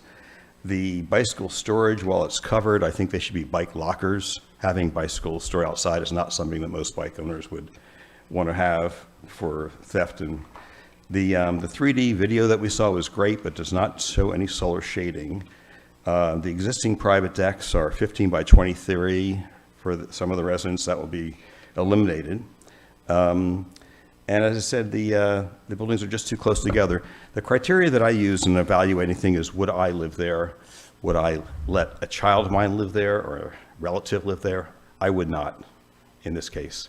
It really seems substandard. Yes, there's a need for housing. I think there's just too many units in too small of a space. Thanks. Thank you.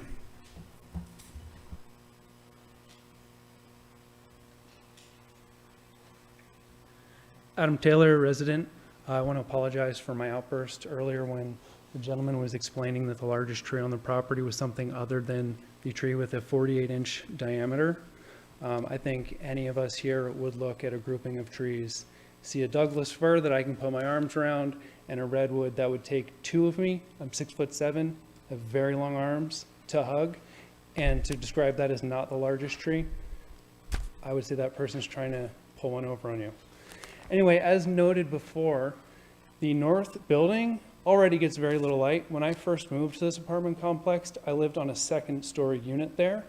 It is north-facing, gets very little light in the winter, gets mold across the walls if you have something near the wall. Excuse me. If you are to put an additional 2-story building there, the people that live, particularly on the 1st floor, will essentially live in a tunnel. They'll have very little light, they'll have very little access to airflow because we only have air and access to light on one side of the existing units. To say that this is somehow simpatico with the original designs, perhaps if you think the original design is ugly, you can put a new ugly thing in there and it works. I think you're missing the point. And there are smarter ways to add additional housing. I emailed all of you. The buildings that are already here will fit in the courtyard and provide more bedrooms than are in this plan. I don't think I need to say anything else. There's a smarter way to utilize the space if you're going to utilize it for additional housing. You can make it good. You can make it a good place for people to live into the future. This is stupid. Thank you.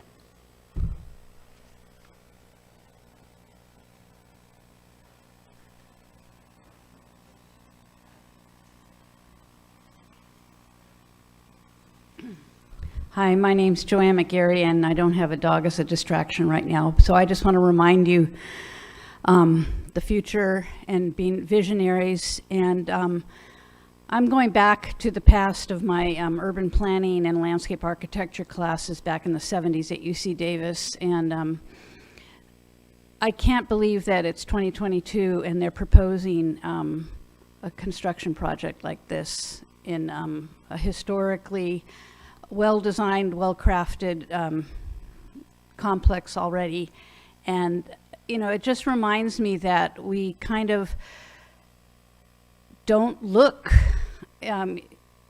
into the future. And Judith brought up some really great questions about cars and parking slots. And again, the future is not going to be cars and parking slots for people living in Arcata. And gas, what are we talking about? there's so much about this that is so dated and old, and it's not visionary or creative in any way, shape, or form. And the final slide that Raylina showed about why is this being done, that is the question. And yes, we need housing. We need livable housing for the future in Arcata, and this is not it.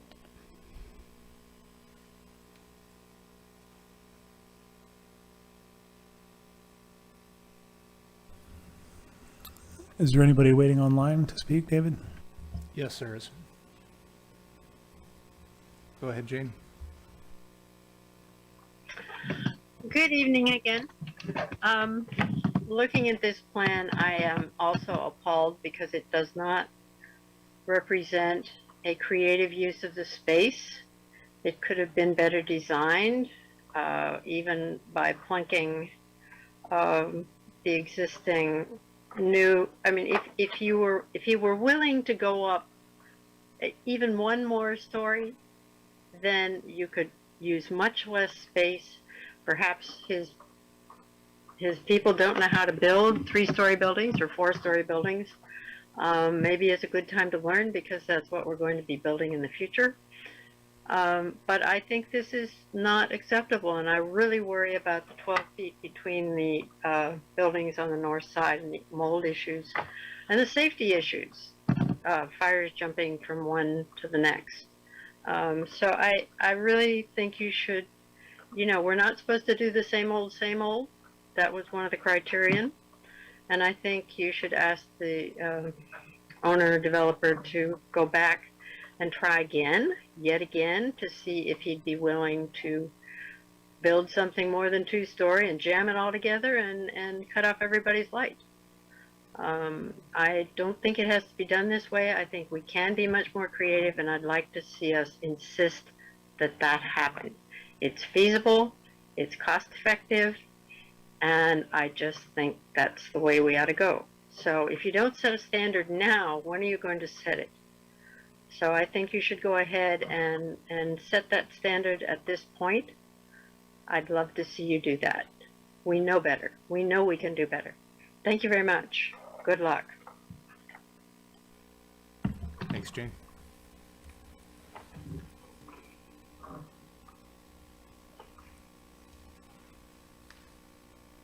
That's all that we have online.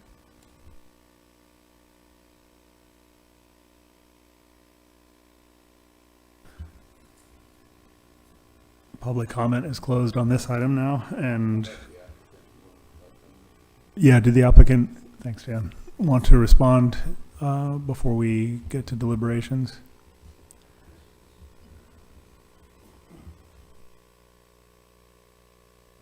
Thank you, Mike Nelson, Lyco Associates. Appreciate the opportunity to come back up.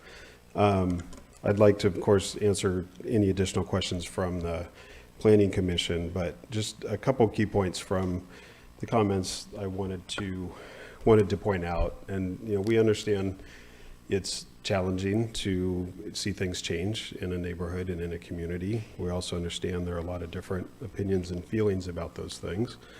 But the challenge that we have for our team and for our client is to meet the requirements of the city of Arcata.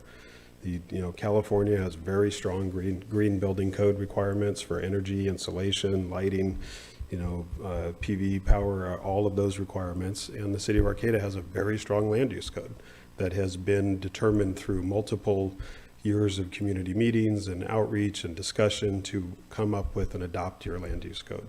A lot of the comments we've heard tonight, great comments. They should be brought into your land use code over its updates over time. They can't be brought in on every individual project each time. It's a challenge to meet all the code requirements, and we have met them. So it doesn't mean there aren't other valid opinions, but we've met the requirements of your land use code. And our job is to analyze the proposed project on its merits against what the adopted standards and codes are. So I just wanted to say thank you for that, and I'm happy to come back up if there are any specific questions. Thank you. Thank you.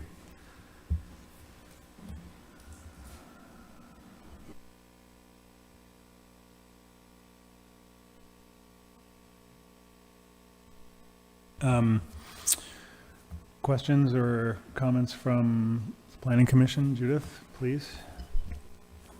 Yeah, this is actually another question for staff. In the staff report, it says that you had checked with HCD and that this project does not appear to be subject to the Housing Accountability Act's provisions.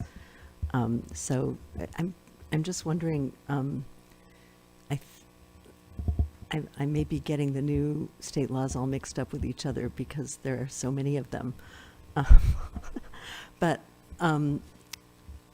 was one, I think it might have been last year's SB 35 and not, the limitation on the number of public hearings for a project after which the project is deemed to be approved by right, the 5 meeting maximum. Is this project subject to that requirement?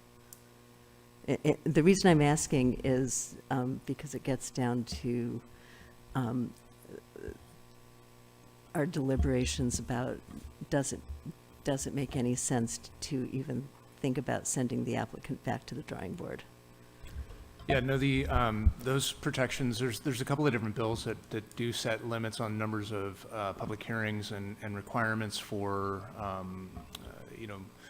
length of time that go between complete application and when the first public hearing happens, and other limitations on process that the city is afforded if they meet certain requirements.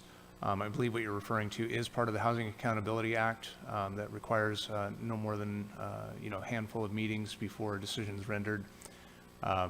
And this project is not subject to the Housing Accountability Act provisions because it doesn't have affordable housing. And as a market rate housing project, it's asking for exemptions. Thank you. Follow on that one. If it wasn't asking for exemptions, then, and they met all the objective standards, then it would be subject to the Housing Accountability Act, correct?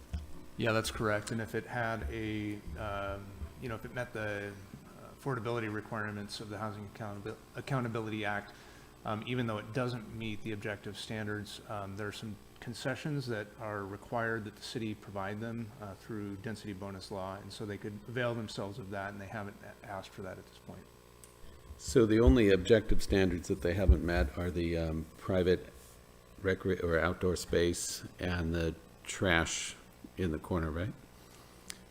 I'm going to ask Joe to address that. Correct. So if they met just those 2 things, then they would have met all the objective standards and we would have no discretionary review over this project? Is that correct? Yeah, your discretion would be limited in that case, very, very limited, and basically limited to do they meet the objective standards, so yes. Okay, so on objective standards, just a couple of follow-ups. For our land use code, distance between buildings, 12 feet is a minimum, or maximum, sorry, a minimum. That's covered under the building code and fire code for the separations of buildings. Okay, so within this project, there's nothing else that you've seen that doesn't meet those standards, aside from the 150 square feet and the trash? Yes, technically that is true. And I think that, it does indicate, it's a test case for how we can improve our codes in the future to be a little bit more explicit. I think that part of what has happened here is that the state has continued to chip away at our discretion, whether they're market rate projects or not. And we've gotten into a habit of having discretionary review somewhat limited. And so, to that, I was concerned at our last meeting that the project would be subject to the Housing Accountability Act and that we'd be, limited in our discretion. The project does technically meet the requirements of the code, except for those that are being accepted. There are certainly times in the past when the Planning Commission has taken it upon itself in its discretion to, ask for changes to plans to better reflect, sort of this amorphous idea of the commission about what the vision was.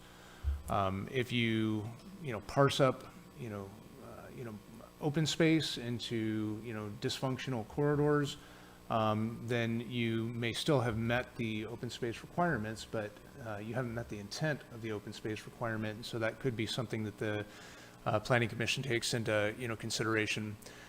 My assessment of the redesign based on the last meeting is that they've accomplished most of the objectives, not all of the objectives that the Planning Commission outlined.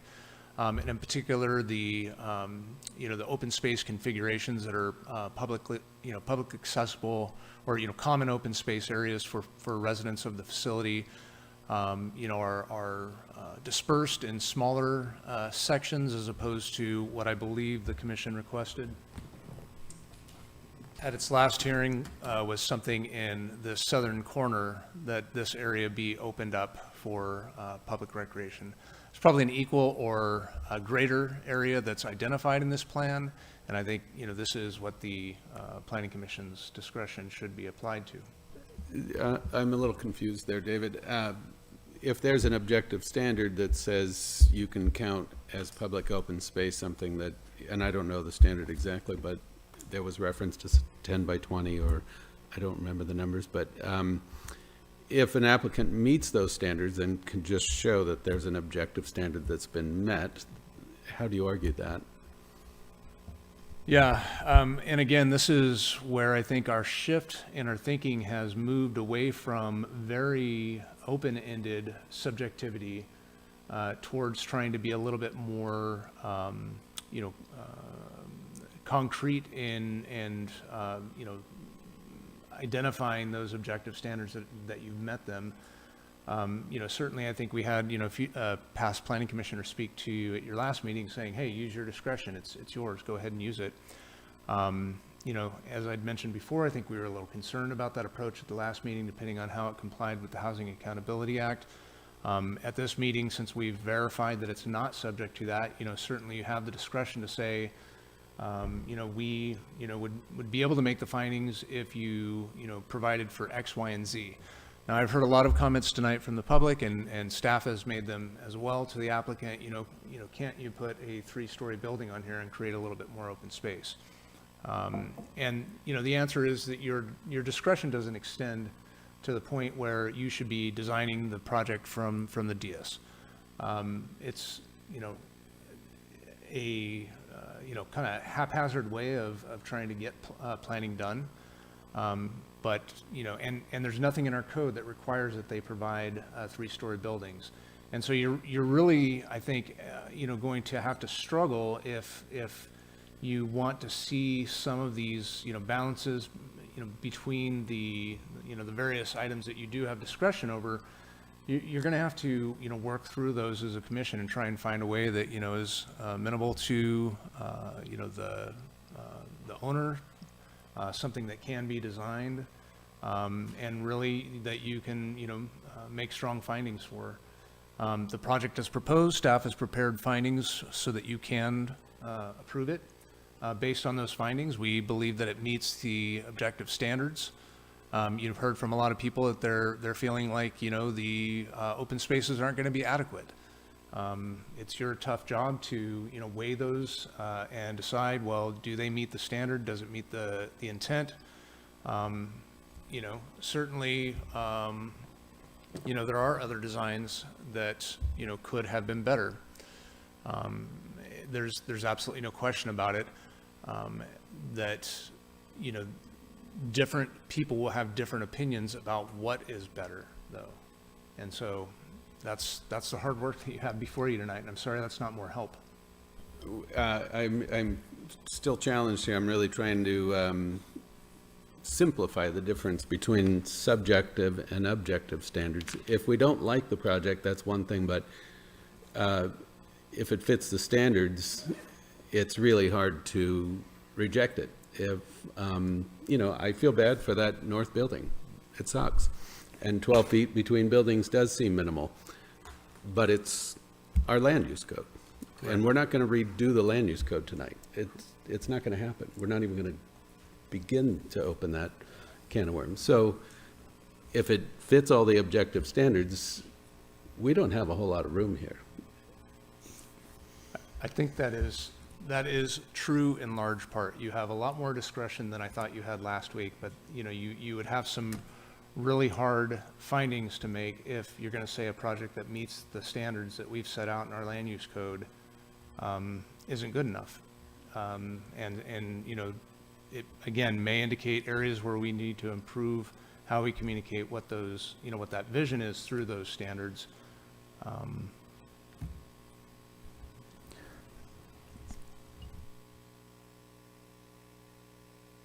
Yeah, Kimberly, did you have anything you wanted to, questions or comments about this project? I might, but it looks like, Judith, go ahead. Okay, I guess I wiggled my hand around because I had a comment on what Dan was saying. It does seem like we're stuck between two hammers here. On the one hand, we do have the right to use our discretion. On the other hand, if we were to do that, to either send the applicant back to the drawing board or to deny the project, they could make some very minor changes in it and basically force the issue with the standards, and we would lose some of the good things about the project that the city would get by virtue of it being a planned development. When I was thinking about those hammers, I did go back to the land use code and looked up the definitions of the planned development combining zone. And one of the things that I found there is that it actually has contradictory purposes, and contradictory in a way that seems to come to a head in defining how much discretion we have and on what we have discretion for this project. And for those of you who aren't familiar with it, and even for those of us who are, I want to read the first paragraph of that design, of that language. It's the Land Use Code, Section 9.28.070, Planned Development, PD Combining Zone. It says, the purpose: the PD Combining Zone is intended to allow development of land as a single unit by taking advantage of modern site planning techniques to result in a more efficient use of land and a better living environment than is otherwise possible through strict application of development standards. The objective is to provide a means for project design to more effectively respond to on-site environmental resources, adjacent neighborhood character, and community needs than a project that is possible only in compliance with the requirements of the primary zoning district. Now, what that says is that because this is a planned development zone, we actually have more discretion than the basic underlying residential high density zone standards would give us. And because it has that planned development combining zone designation, even if it's never had a permit, it does seem that we have discretion that we can choose to use or not to use. The things that are ambiguous here are a bunch of definitions. What's a better living environment? We don't have objective standards for that. What's a more efficient use of land? The only definition we've had so far is one that relates to the landowner's profitability. And so we're kind of left hanging here. We do have a hammer in here that says that under the planned development zone, a landowner can ask for a 20% increase in density or floor area or number of units, depending on the nature of the site. 20% more than the 102 that we're already looking at. On the other hand, when we're looking at the need to protect the healthy living environment, taking away the light from north-facing units in that northern building doesn't seem the way to do it. And the code isn't really clear about whether we're talking about just healthy living environment for, trees and watersheds, or also the healthy living environment for residents. And so we have a sort of a funny ambiguity because we have these hyperlinks to some of the definitions, which in themselves are pretty ambiguous. We're stuck here because we can say no and set conditions for a developer, but we can't tell a landowner what to build. If we do send them back to the drawing board one more time, there's a chance that they may come up with something better. There's also a chance that they may just say, we're just going to get rid of those requests for concessions on the private recreational space and concessions on where the garbage dumpsters go. And then we probably don't get things like the riparian zone restoration or some of the other stuff. So it kind of leaves us in the lurch. There's also a chance that we could say no, and the applicant would then appeal it to the city council, who would say yes, but without the benefit of, our advice. So I'm glad this discussion is taking place, because I'm very much feeling, that this two hammers hanging over our heads here.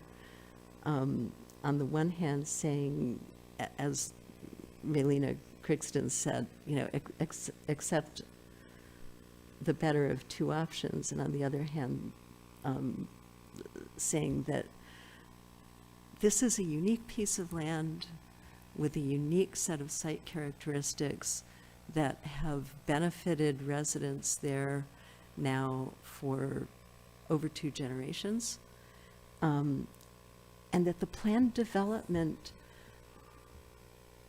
zoning invites us to think of the site as a whole and to demand that the design of that site take into account those beneficial characteristics regardless of the legal maximum that the developer could build. Judith, can I ask you a quick question along those lines? If the developer reapplied with the 150 square feet of private outdoor space and moved the trash away from the corner, do you think that the planned development overlay would allow us to still have discretionary review? Or would it just be then that's it? I mean, I would ask staff about that, but I sort of wonder how a second-story apartment could get 150 square feet of private recreational space unless it's somehow designated in a garden plot or something else, in which case there wouldn't be space for enough garden plots and still build 2-story buildings. So yeah, maybe staff can help on that one. Yeah, I mean, as a theoretical question, if it met the standards, it would be subject to the Housing Accountability Act, and there would be no discretion. Right, but there would also be not enough space in that site to provide that. Has anyone done those calculations? No, I don't think anyone's done the calculations. It does seem like it might be doable. It also seems like because it hasn't been done before on any size unit, to the presentation that Mike Nelson made, about the relative proportions, it seems like it would be a complete waste of space, and that if the units were required to provide 150 square feet of something, they should provide 150 square feet more living space, so that, you could have more residents. That would probably be a higher value for the community, I would guess, but, I mean, essentially to boil down what you're saying, I think, is that there's a risk if we continue to ask for more that we may lose our ability to continue to have the same kind of oversight over the project. Yeah, that's kind of a different way of saying it, but on the other hand, we certainly have the discretion to do that. We also have the discretion to say no. And we also have an opportunity to say, this configuration does give us some things that the previous one didn't, although it doesn't have those larger areas of open space anywhere on the site. And by asking for another round, we could get what we really want without having to feel that second hammer so closely on top of our heads. I'd love to hear from Christian. Christian, do you have any comments you can share with us?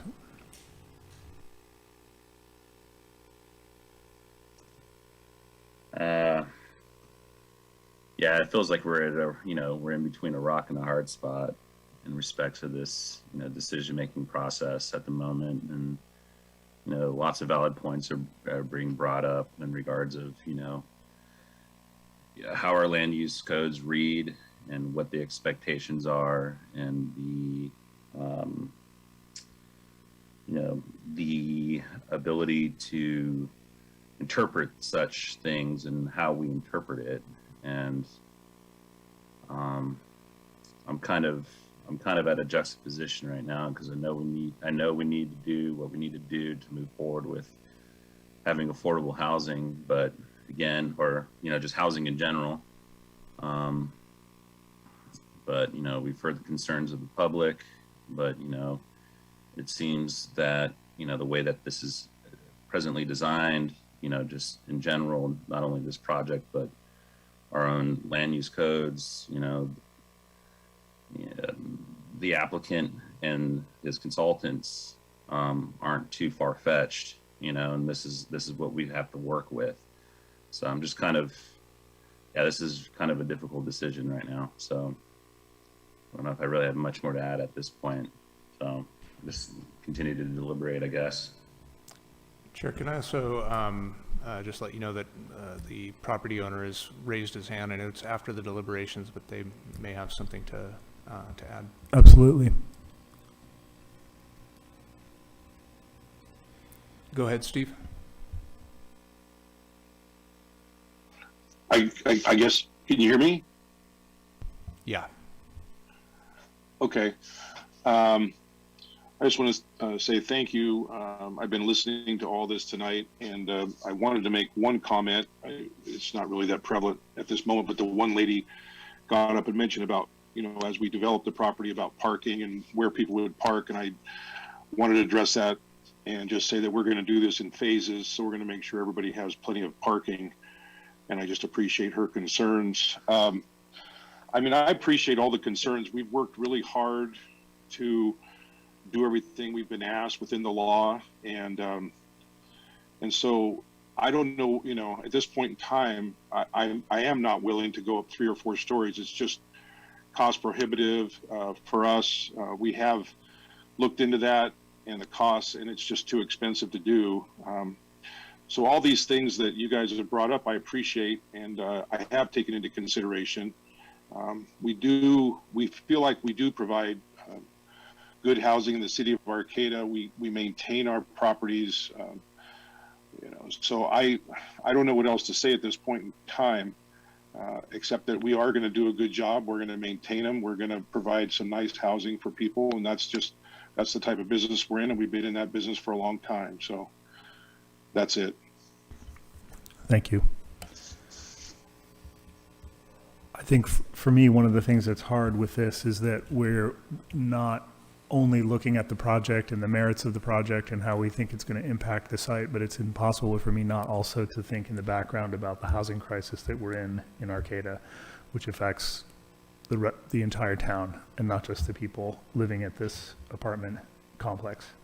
The rates for rentals are so high in large part because we don't have enough supply. And so for me, that's something that I'm weighing in considering this project. I do appreciate the changes that the owners made.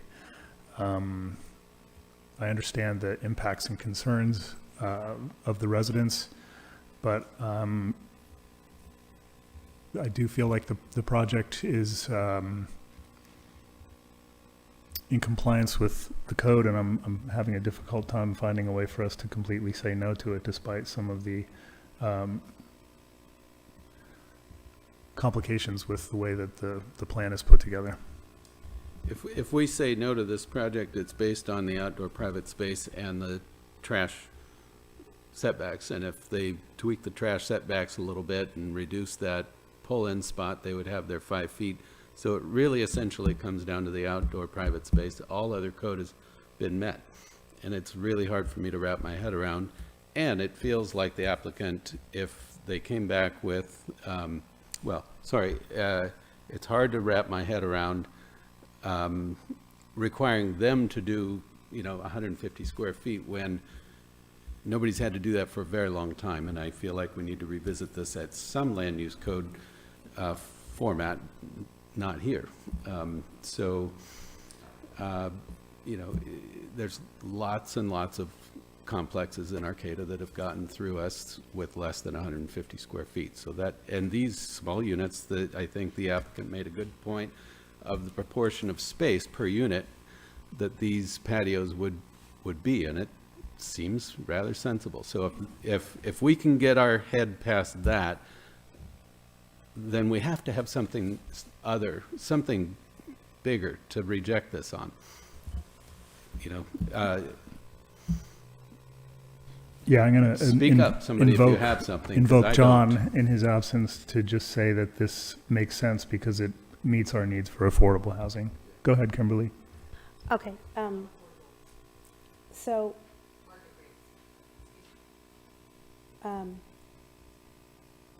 One of my concerns is that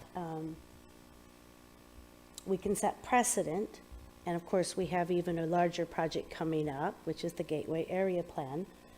And so good enough could set precedent, but I also hear from the other folks that, we need housing now, and I'm looking at 102 units. We have 241 possible community members who can be housed. And then we have the question of, is there a guarantee if it's going to be affordable? I think Christian said it well, we're in a rock in a hard spot here. I also feel, to be fair to the developers, we asked them for some changes, and they came back, and we are sparing some trees, albeit maybe not the ones that everybody wanted. We did save a lot of trees. I feel like if we want to make housing easy and want it to pencil out for developers, if we want to attract developers to come bring housing to us, then if we've asked them to tick the box and they ticked the box, then I feel like, I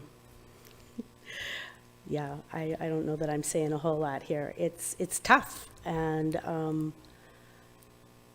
I guess we're going to be deliberating, or maybe that's what we're doing right now, but I haven't really heard anything definitive from anyone. So, Judith.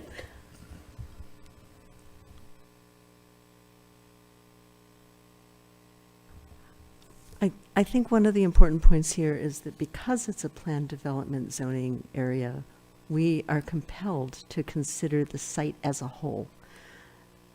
And we have the discretion to do so in a way that doesn't necessarily wed us to the minutia of some of the underlying zoning standards. We can look at things like whose apartment's going to get moldy as a result. We can look at a common open space rather than a private open space site design that pretty much completely eliminates the distinguishing feature of the site as it exists now for its current tenants, by dividing up the open spaces into teeny tiny areas. So we actually have the discretion to do that. And the danger, of course, is that if we continue to ask for changes, the developer, as Steve Strombeck just called in and said, is going to just said, no, this is what we're proposing. And he didn't say take it or leave it, for which I thank him and the LACO consultants very much, but that may be what we're looking at. The thing that we've got here, other than the discretion to look at the site as a whole and say, wow, the underlying standards make no sense in this case. 2,000 square feet is based on 31 apartments. We've got 102. And so you quadruple that and you've got 8,000 square feet divided in teeny tiny areas, which, that's a problem with our code. But the planned development designation means that we can look at the site and say, it's a problem with this design. So if you were giving direction to the applicant in terms of a rejection, what would it be? I think I said it last time, the distinguishing feature of this site is actually, among other things, but especially that big area of open space in the middle. Putting pervious pavement and getting the parking in the middle, off the street and under a structure kind of helps a little bit, but it doesn't give us any significant open space in the middle of the development. It overbuilds the site, even if the underlying zoning says that's okay. The planned development look at the site as a whole says it's not.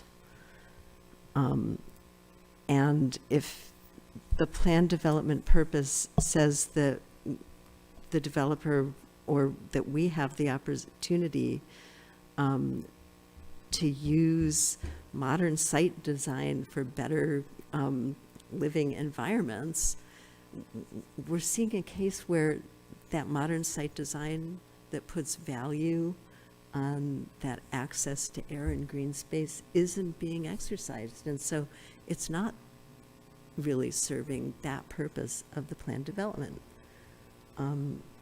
I would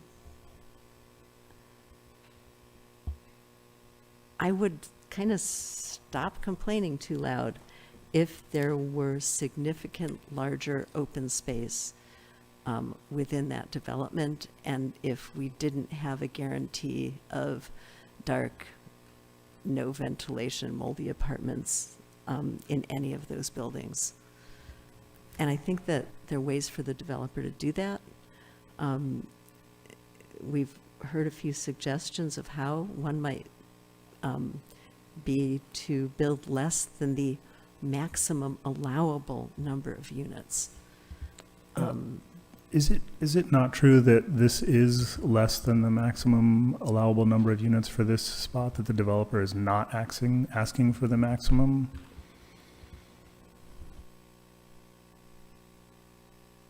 Let me look that up. While you look at that, I think, again, I'm just concerned that we're rehashing our land use code here in a way that doesn't feel really productive. I just wanted to ask, I wasn't sure if Judith was done speaking. I can be done, but I guess I was suggesting, what would make me say yes, rather than what would make me say no. And as far as the allowable number of units here, the sticky point is that because it's a planned development, the developer could actually ask for 20% more than that even, and hasn't done that. Right, exactly. Yeah, and I do want to point out too, and this was part of the applicant's presentation, that all of the private open common spaces, the outdoor common spaces do meet at least the minimum code standard, which is 20 by 10. And so the discussion that you had earlier and the question that I kind of danced around when Commissioner Tagney asked me if you have the discretion to do that, I mean, theoretically, you could say, well, you know, we think that, you know, the best way to meet the open space standard is to have a large area in the middle that is open, you know, to the residents to replicate what's there now. I don't know that the planned development permit gives you any more discretion than you have with any other permit process. You know, I've heard Commissioner Mayer make that statement that you have some special access to discretion that you wouldn't otherwise have. I don't think that you do. I think you have the same kind of discretion that you would otherwise have. And it's, you know, your discretion is to, you know, do these dispersed, you know, open spaces, outdoor open spaces to address specifically this concern. Do they meet the intent of the code, or do they not? And if they don't, then there may be a modification that you would request that better met that code requirement. There are a lot of things that came up in you know, the public comment tonight that you simply don't have the discretion to request or require through conditions of approval. You know, making the buildings go to 3 or 4 stories, requiring, you know, community benefits. You know, those kinds of changes to the project would make it better. And I understand the concept that, you know, because a project is, you know, not as bad as it could be, doesn't mean that it's a good project. And I don't think anyone is claiming that. And I think your compatibility discussion that you had last time is largely around this issue as well. I think to Commissioner White's point, the applicant did go back after your last meeting where you gave pretty clear direction as to how they should modify the project, and it appears that they've, you know, accomplished those goals. I do want to note too that the area that you had identified previously for a public outdoor space, or, you know, common outdoor space, would also be shaded. I don't think it was quite there. I thought it was on the other side of that existing building, to the north, somewhere right in there. Because that's the area where he said, well, I could get rid of that one building. Okay. I thought. Okay, you may be right. Yeah, maybe I'm pointing to the wrong space. So here's, you know, where it's been incorporated here. Chair, So I'd like to make a motion. Please. I'd like to move to approve the plan development amendment, tree removal permit and design design review permit for Westwood Garden Apartments at 2351 Westwood Court. We have a first. Do we have a second?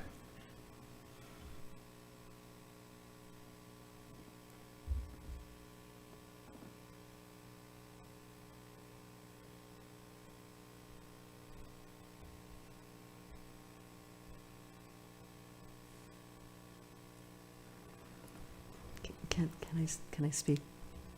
Go ahead, Judith.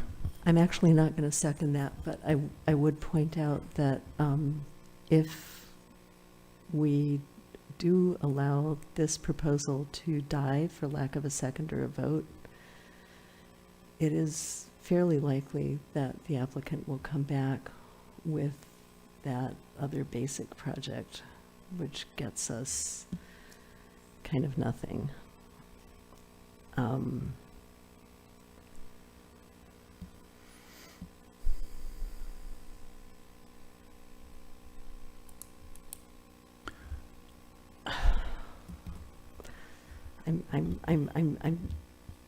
I'm really tempted to second the motion so that we can actually have a vote, even if the vote is to say no. I suspect that we will come back with a project that is subject to the Housing Accountability Act, and for which we will have little or no discretion, or that then the city council will make its decision without us.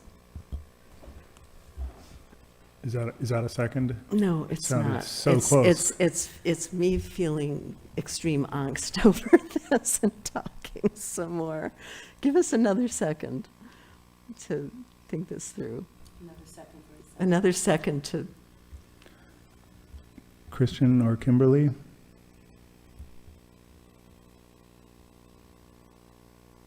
Let's take a vote. I'll second it. We have a motion and a second. All in favor? Aye. Aye. Aye.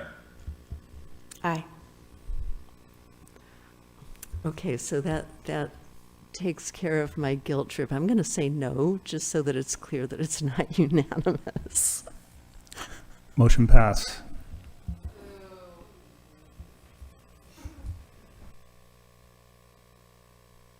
I think we can get the chair back now.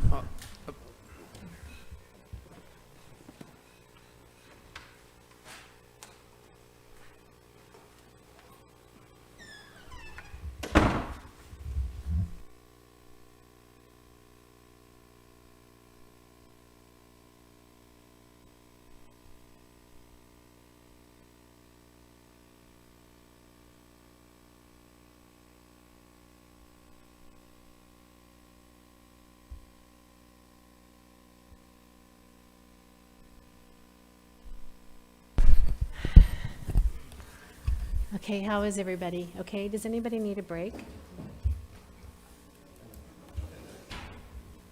Yeah, need a break? Do you guys need a break? Or should we move forward? We're ready to rock and roll. Okay, five minute minute? break. Okay. Okay. So 8:28?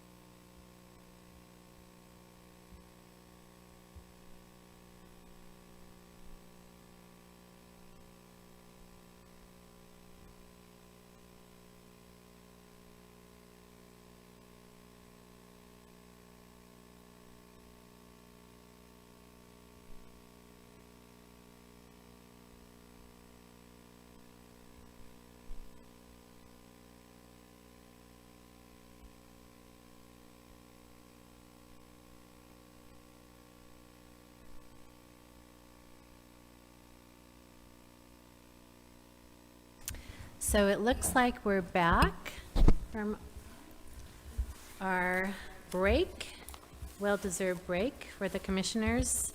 So our next business item is to consider recommendation to City Council on the Gateway Area Plan. So we're going to continue where we left off. And although we do have a staff report, I just want to get everybody caught up. So I'm just going to go over what happened at last meeting on the 11th. We took some time to identify the issues or the stumbling blocks that were keeping us as a commission from making decisions on what is arguably the biggest major project in Arcata.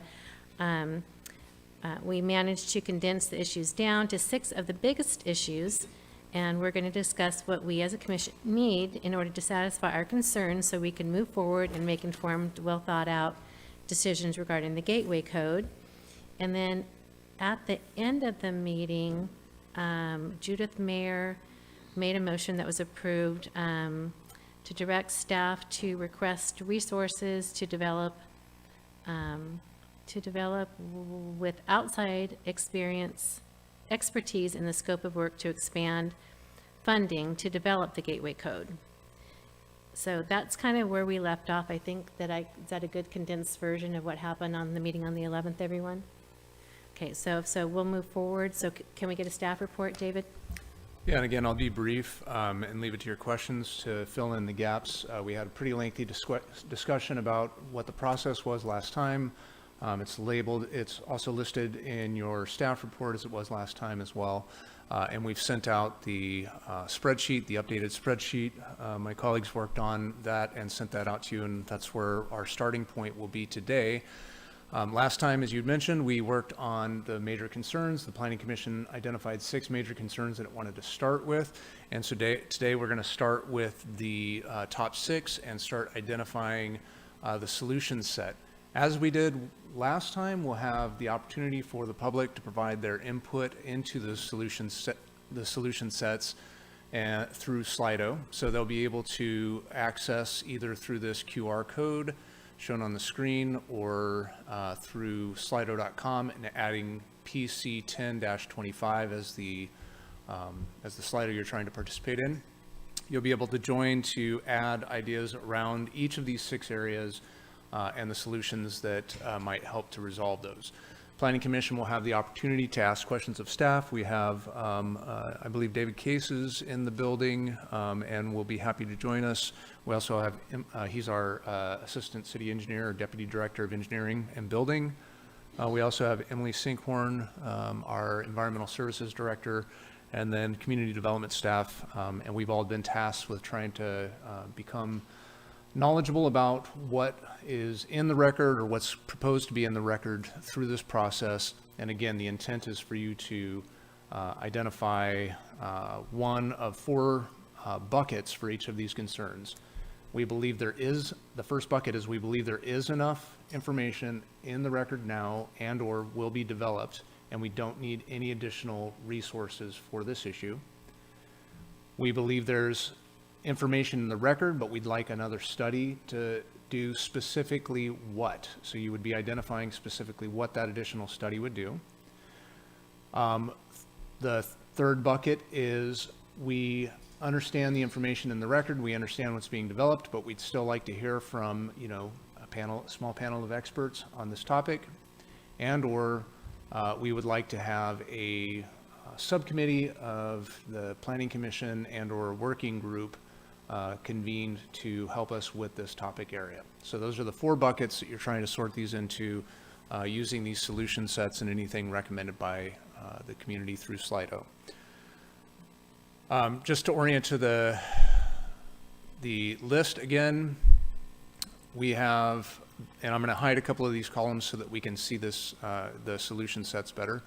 But we had the specific, the specific concern identified in this column, some of the resources that were available, and then specific links to those resources. The ones with the X are the solution or the concerns that were identified by the commission that they wanted to delve into more.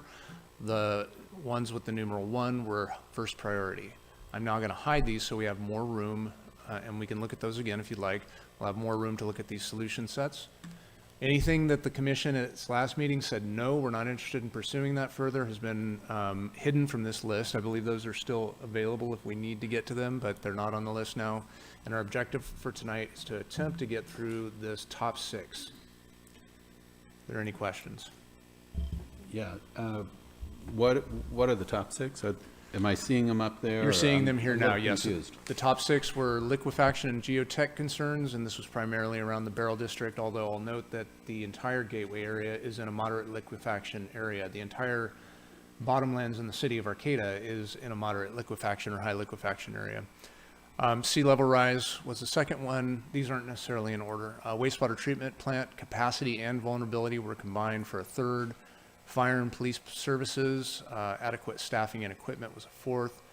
Lack of multimodal infrastructure, and then infrastructure impacts was a second, and we can either combine those or try and distinguish between the two of them through this meeting. And then ownership opportunities was the next. There's And- actually 8, sorry. Okay. 8 is the new 6. And then the L and K couplet impacts. And is the form-based code off the list because that recommendation already went to the city council? Okay, thanks. Form-based code will be going to the city council on November 16th to make a recommendation for the expanded scope, which we believe is going to be a budget of approximately $100,000. Okay, so with that, are there any other questions? I was told last time that we would have an opportunity to request other resources. Would that be at a later date? We probably need to get through these first. Other resources or other concerns? Well, they Yep. might fold into these, but I had specific requests of resources that we ran out of. Dan had given 5, and I think there was another, so we hit 8. Yeah, the objective tonight is to identify those resources. And so if you have something that falls under one of these categories and you'd like to list it out, maybe you think, for instance, on the sea level rise, you'd like to see a new study. And if you can get a majority of planning commissioners to support that new study, given everything else that we've got listed there, then the recommendation will be made to the city council. Please allocate additional funds to produce this study for sea level rise, for example. Okay, so could we request particular experts at this time? I would suggest that you leave that for a latter discussion, that if you want to have a panel of experts come and speak to you on a subject that you say, I feel like we need a panel of experts on this subject, you get a majority of folks to say, yeah, that we want to do that, and then we'll get through the material, and then we'll come back around and start going through a process of how do we identify who those people are that are going to come and speak to you. Okay, so I don't know, because I'm sorry, I can't see it very well, and I wasn't able to find that particular, in our packet, the layout. So I guess, is standard of cover in there under the Arcata Fire District? You did mention that last time. Okay, when great. We added it to the list. Thank you, It's- sorry. Yeah. Thank you. We've been asked to show the QR code, yeah, and absolutely. Oops. What happened here? Yeah. Judy? Trying to keep it exciting. Hi, I have another question for staff. And thank you very much, Jennifer Dart, for sending out the chart this afternoon. I got it by email about an hour before this meeting, and for filling out some of the additional material. If today we're only going to be addressing 6 of these items, what happens to the rest of the list? And when do we address that? It's a 3-page list, and 6 doesn't even get to the bottom of the first page. Yeah, so the The idea was to start with the top 6 so that we could prioritize the list here. If we can get through those 6 tonight, that would be amazing. We'd have some good direction to start working from. You know, certainly if we can get through more than that tonight, that would be more than amazing. And then if there are other items that the commission wants to take up at a later meeting, you can certainly continue on with that. But the idea was to try and prioritize last time. Let's tackle one and see how it goes.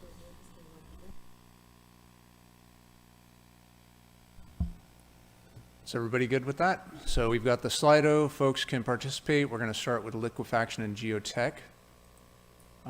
And again, the idea here is that we're going to be adding to the solution set. Right now we have the EIR will include an analysis of soils generally, and as we've described previously, that the project level foundation studies will identify what those specific foundation requirements are regardless of building height. Not sure if David's in the, yeah, do you want to? We're going to go see if David Case is available, if you have more detailed questions. But this is basically what we've come to date. And so right now, the EIR is going to identify the soils and geologies generally, and then leave it to project level decisions. And so if you have other things that you'd like to add to that, I'm seeing from the public to limit the building heights. I'll note that the buildings will still need foundation studies for moderate liquefaction. Judith?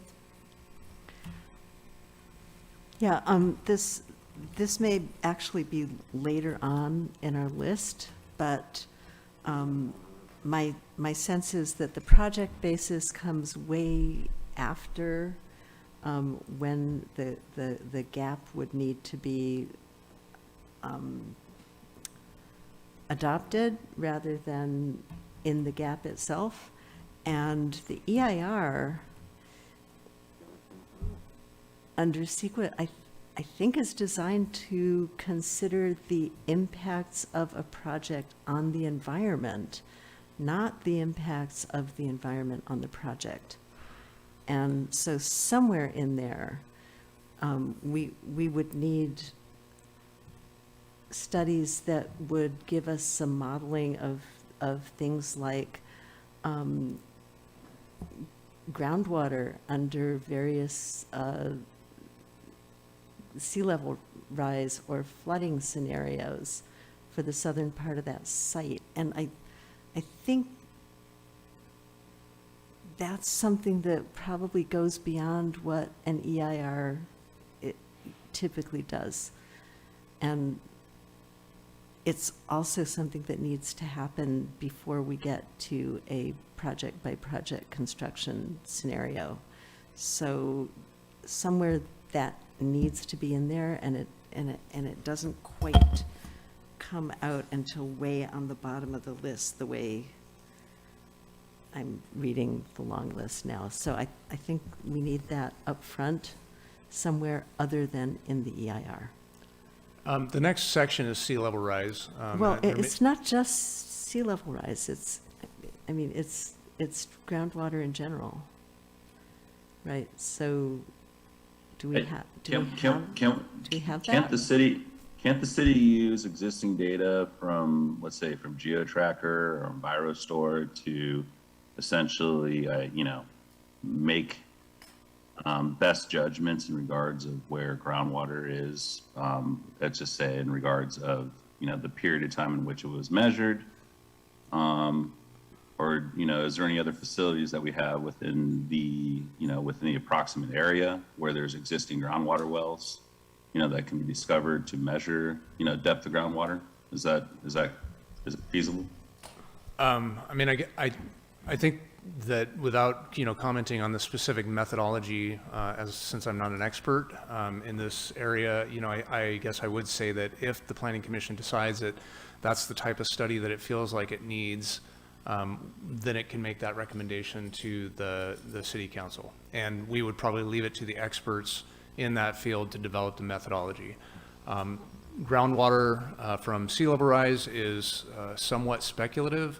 But we also can point to examples, around the world where, communities are living with groundwater. The city of Arcata, if we have, higher rates of sea level rise, will be living with groundwater and having to manage that as well. And so I don't know, what specifically the methodology would be. But I can tell you that I'm sure that there's an expert out there that would be more than happy to provide us a report if that's what the commission wants and the council So authorizes. could we add something in there under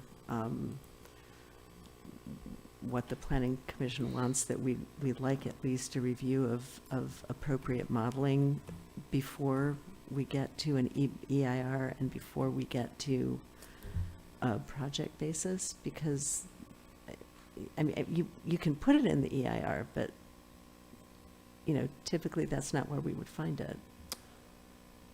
Yeah, the EIR is going to identify the soils and geology impacts, not groundwater impacts necessarily, and certainly not groundwater impacts as a result of sea level rise. And so if that's something that the commission feels is important enough to make a decision on, or to have the information for before you make this decision, then make that recommendation. David, wouldn't groundwater be incorporated into the water quality component of CEQA? I'm talking more about things that would relate to the liquefaction and the geotech, not just water quality. So, yeah, I mean, you can put it anywhere. I just figured that having it somewhere that links up with places where one would expect to look for those risks would be appropriate. And this happens to be a risk, a risk analysis, in effect. So that we have it there, groundwater study, to identify impacts related to sea level rise? Is that where you're going with that, David? Okay. Is that, I'm just asking as a point of order, is that now due to satisfy your goal? And so the commission's just trying to flesh out that list, right? Is that correct?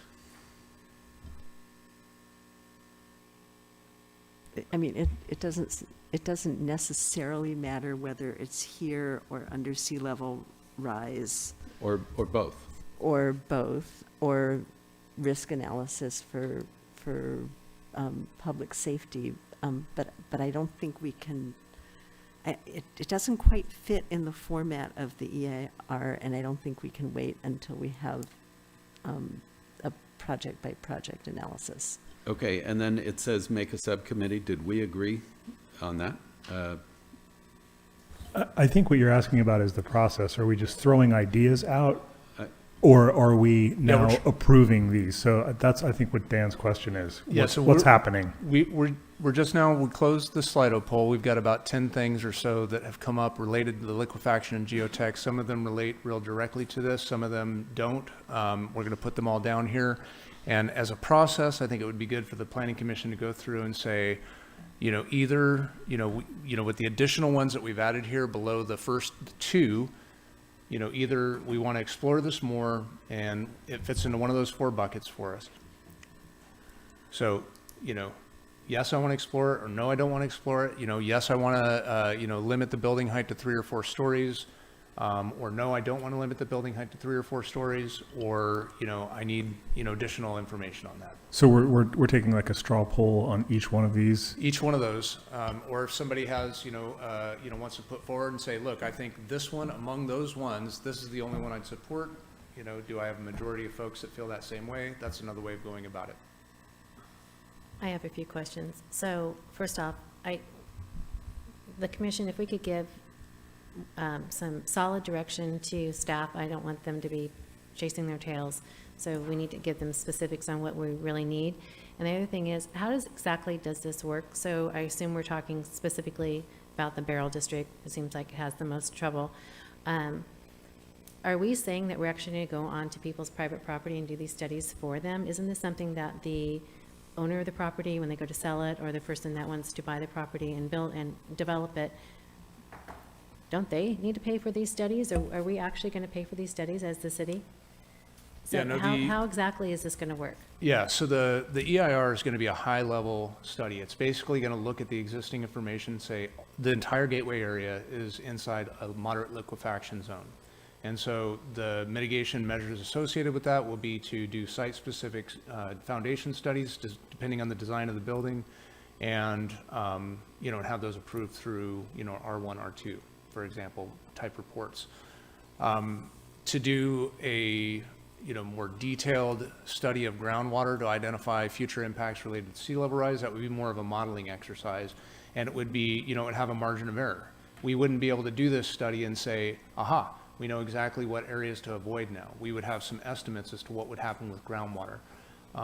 And the study could be done. It could inform, decisions about, where appropriate places are to build or what appropriate mitigations would be to, to handle the water that, ultimately will be, that we're ultimately going to have to manage. It's not currently, identified as, except inside of the context of the sea level rise adaptation strategies more broadly, it's not currently identified as a gateway specific targeted tool for identifying, where we should and shouldn't build, or, what heights to build to and that sort of thing. Okay, when you say we're not building, I just want to make the public knows that developers are going to come in and where we should plan we're for. rolling out the red carpet here, Exactly. so hopefully they'll come in and build. So one more thing before I forget, I did want to revisit what you guys talked about at your October 11th meeting regarding building height. So let me know when we're ready to talk about that. So, and I also do want to point out that when developers come in, they have to, it's a lot of work. They're going to hire engineers, they're going to hire architects, they're going to, their plans are going to be submitted to the city. They'll probably go to yet another third-party plan checker. People aren't going to be able to just slap up some building that's going to tip over. There's going to be a lot of engineering that's going to be involved. And if it's feasible, they'll build. If it's not, they won't. And then we might have to revisit, with the height in the Barrel District. So anyway, I just wanted to point that out. Yeah, I also wanted to point, I concur with the chair's assessment. What we're looking at here, the EIR is definitely the 30,000 foot view of what the conditions are, in regards of, do we have relatively high groundwater? Do we have high, medium, or low potential for liquefaction? But that's basically, all we can really do at this level of a study. In respects to site-specific related work, specific liquefaction studies will have to be conducted in coordination with the actual foundational recommendations. Investigations include, drilling to 50 feet of depth or greater, usually 20 feet past the tip elevation of said piles. And all that work and all that effort will come out in site investigations, specific to that development, whether it's a 3-story building or a 4-story building or a 1-story building. That's just the required work that's required by the California Geological Survey, by the California Building Codes, So I think the approach that we have right now is consistent with what any other city or county government would do at this level of study and work. Are you saying then, Christian, that you're comfortable regarding liquefaction and geotech that we are in bucket number 1, which is to say we're all good with studies, including the EIR and project level foundation studies? That's what we have to do. Ultimately we're talking, if we're talking about groundwater studies and, we're talking hundreds of thousands of dollars, to get a certified hydrogeologist, they're going to look at, ancillary data. They're going to look at available information. Maybe they can go out and drill, some monitoring wells, but again, that's at our own costs of our own community. And this can rapidly, sort of spiral out of control, unless we have parameters in which, our consultant can work. And I don't think any of, ultimately, majority of of our commission, won't really understand what the results are anyways, besides the higher level executive review of those documents.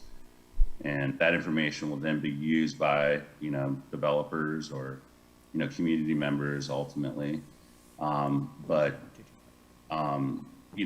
far as our EIR, I think we have the information that has been, that's either, been presented by the county or by the city, which was, that was provided by the California Geologic Survey. A lot of the information in respects to these structures and how they're going to be constructed, at least foundationally, is going to be flushed out in respects to site-specific investigations. Yeah, I agree. I feel like I think we're all painfully aware of what our ground is like here. And I feel like we just have to leave it up to the developers to, To put it into context, the last thing we just approved, LACO, I think, drilled 3 holes for their liquefaction study for 2-story buildings. So, just to put it into context in respects to, the work that goes into, development in, within our city. So, and it's a requirement. So just to put things into context. Yeah, I agree. That's why, especially in the Barrel District, I don't feel like we should have a minimum, but I definitely feel like we should have a maximum building height. But on that one, liquefaction, geotech, I feel like I'm almost an expert. I've read so much. David has sent us so much information, and So are we on bucket number 1? I'm on bucket number 1. I'm on bucket number 1. Though I'd love to have more information because it's interesting, but I feel like I'm a bucket number 1, yeah.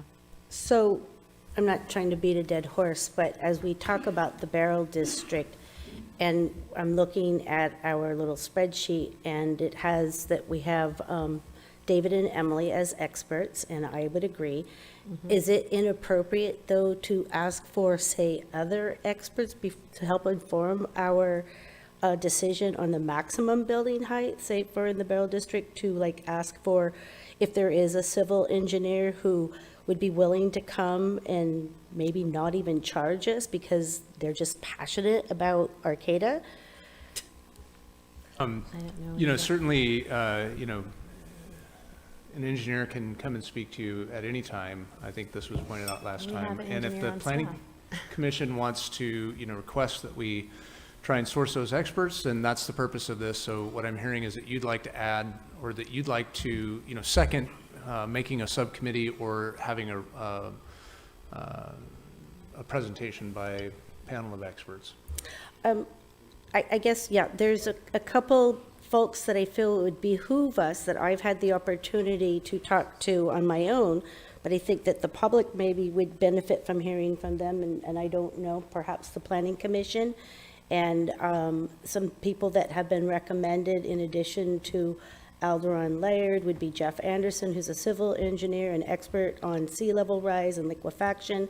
I'm wondering why maybe we could invite, I don't know, do we have to go to the California Coastal Commission individually, or is it something that we could perhaps have some particular questions that we could ask them Don't to we help? have an engineer on staff? We do, and. Is he civil? Yeah, he's, I believe Nature is a civil engineer. I believe David Case is also a civil engineer. Again, the answer is yes. If the Planning Commission as a body wishes to ask for presentations from, panels of experts, we'd be happy to try and source them. Okay, so let's vote on, what bucket list is that first one? Liquefaction, geotech. Bucket 1. What about you, Judith? Did you write down your bucket list? I'd say it's bucket 3 for me. You understand, but you understand, but you still need more, and it sounds like your bucket list 3 also. Kimberly? We're looking over the, yeah. We're still on Yes. liquefaction, geotech. Yeah. What about you, Dan? I'm bucket 1. Okay, so two of you need more. What exactly do you want? Christian, Yeah, let's Oh, hear Christian. You're bucket list one, right, Christian? Bucket list one Because for you're now. already, yeah, you could. I'm bucket list one. But, so. Okay. Okay.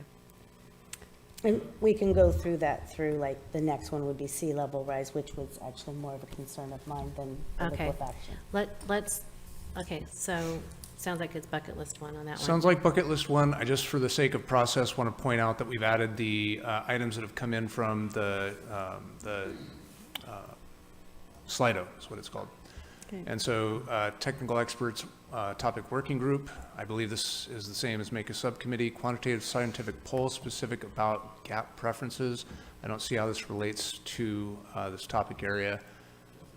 Reduce risk of loss and peril by reducing density, same as building height 3 and 4 stories. Would you like to act on any of those? Yeah, can I point out too that there were actually several others that we didn't add in that weren't related at all, because I started to add all of them and realized many of them don't relate. So there was actually 3 or 4 other suggestions that aren't really directly related to this particular topic. They may be relevant elsewhere, and I'm happy to read them to you if you'd like to see them. But inclusionary zoning was one of them.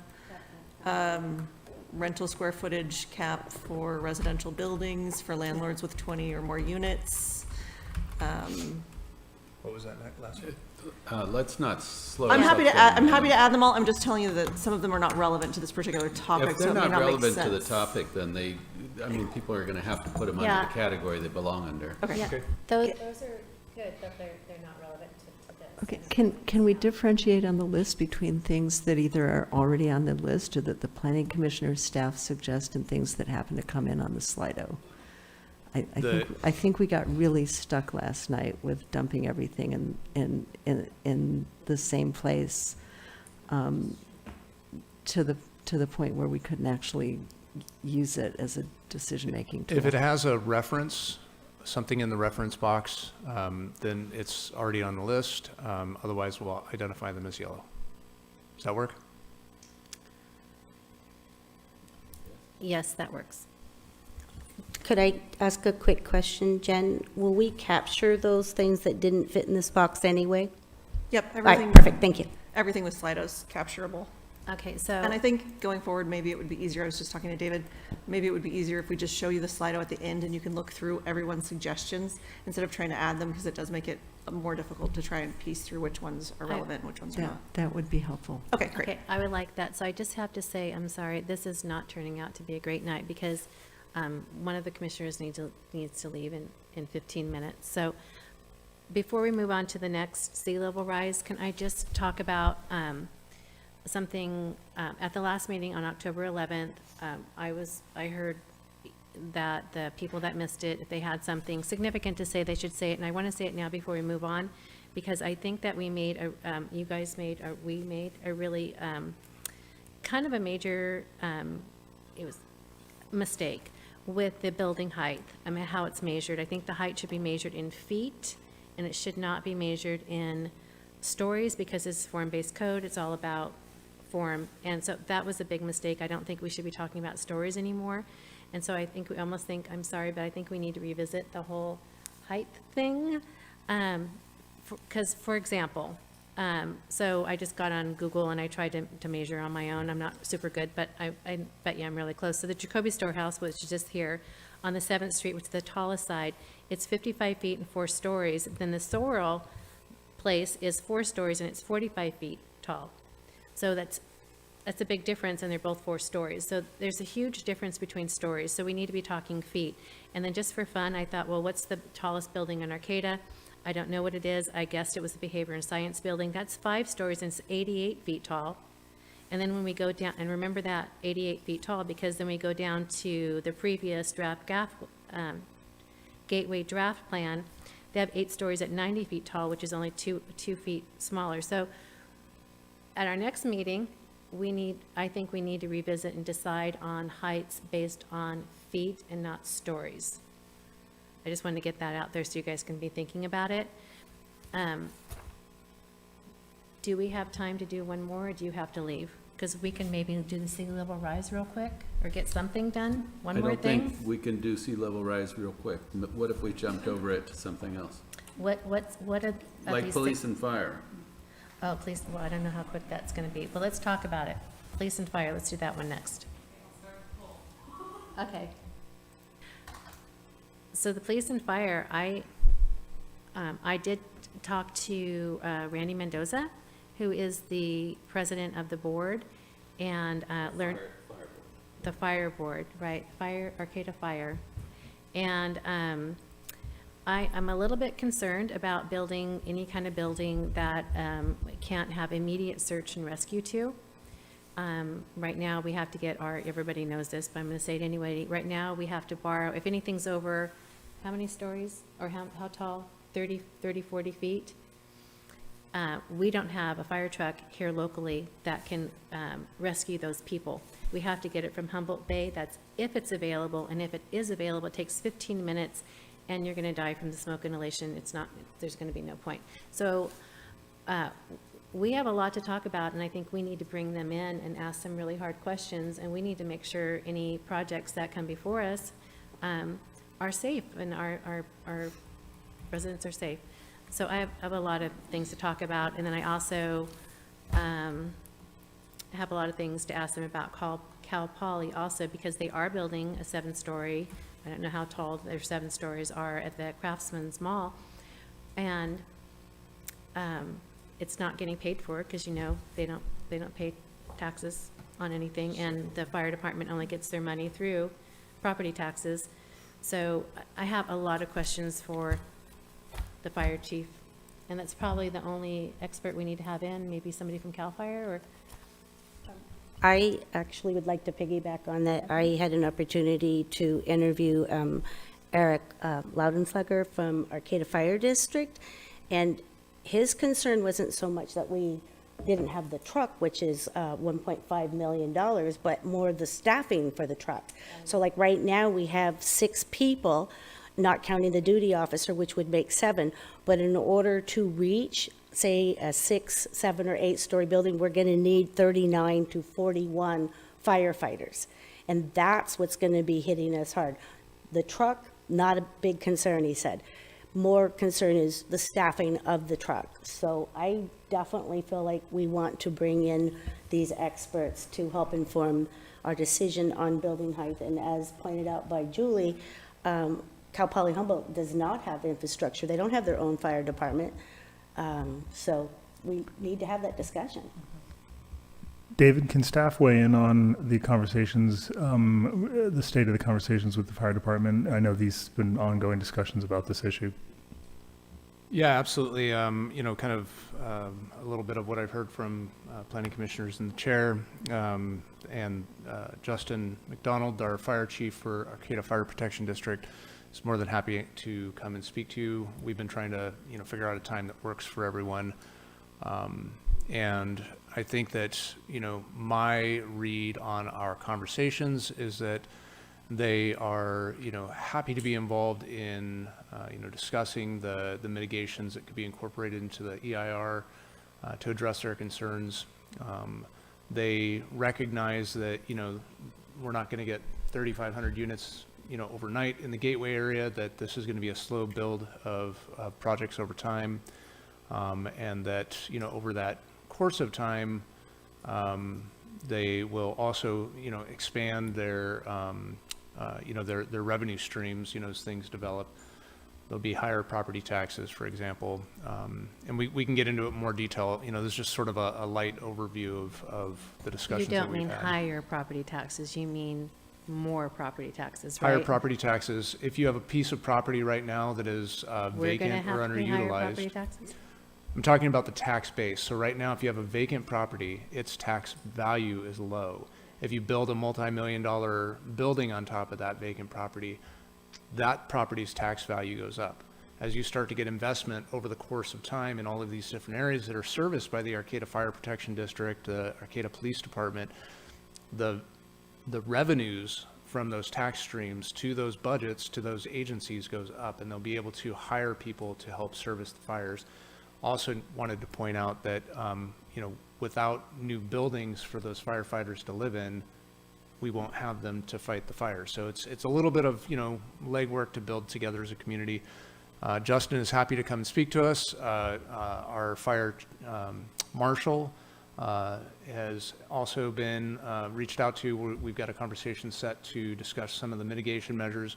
One of the things that we talked about in particular, given the transition challenges that we'll have, it'll be a long time before, it'll be more than likely a longer period of time before we have the revenues to be able to hire, the resources that we need in any given agency, or to have the full breadth of support from the different agencies. All the agencies support one another. Anytime there's a fire anywhere in the county, all of the agencies, if they have resources, come and support one another.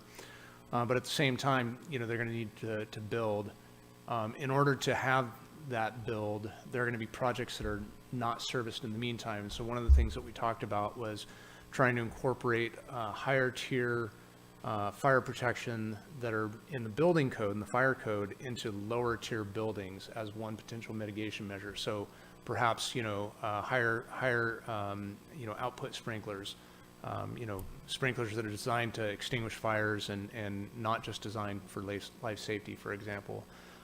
Ensuring that, those building code requirements that are designed for larger buildings are incorporated at lower levels, because we recognize we don't have human resources to protect those buildings, and we're going to need to rely on mechanical resources. So there's a lot that we've started discussions about, and I think, there's a good conversation, and I think it would be great for the Planning Commission to hear from those individuals.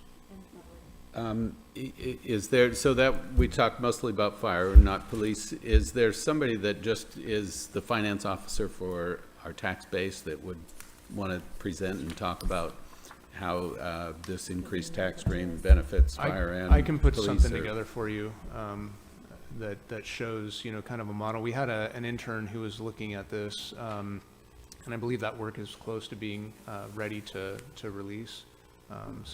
So the only thing that just went on our list is to get a presentation from the fire department, and then city staff will handle the financial presentation. Oh, I wrote it. I'm sorry, You're Commissioner. just looking for things to add to the list of action items that the city needs to, or staff needs to do to support us, right? Right. And so presentation from fire department, I think we all agreed on, and now some kind of fiscal presentation about tax base, revenue stream. Is there anything else? Can we just go through and do a straw poll real quick on all of those? Can I ask a question first? Way down on our list, we've got infrastructure impacts, where there's financing. Fiscal impacts is on the second page. They're kind of distributed all over, and we've had some mention of some various new types of assessment districts for environmental infrastructure. I think we need to have a much clearer idea as a commission what all those revenue streams are together, not just for fire, but also potentially for wastewater. And unless we have that concept in front of us, it is difficult to move forward.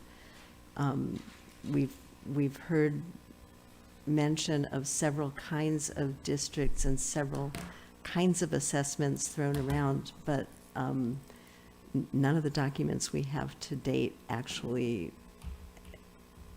explains any of those proposals well enough for us to use them as a basis for decisions. So yeah, if city staff can do that, that's great. If there's a document or a set of documents we can read, that's great. My understanding is some of those fiscal proposals are not far enough along yet that we can even consider them. We need to know that up front. So do we need a straw poll on those items, or how do we move forward, Chair? Yeah, let's straw poll on, so on the fire and police, adequate staffing and equipment.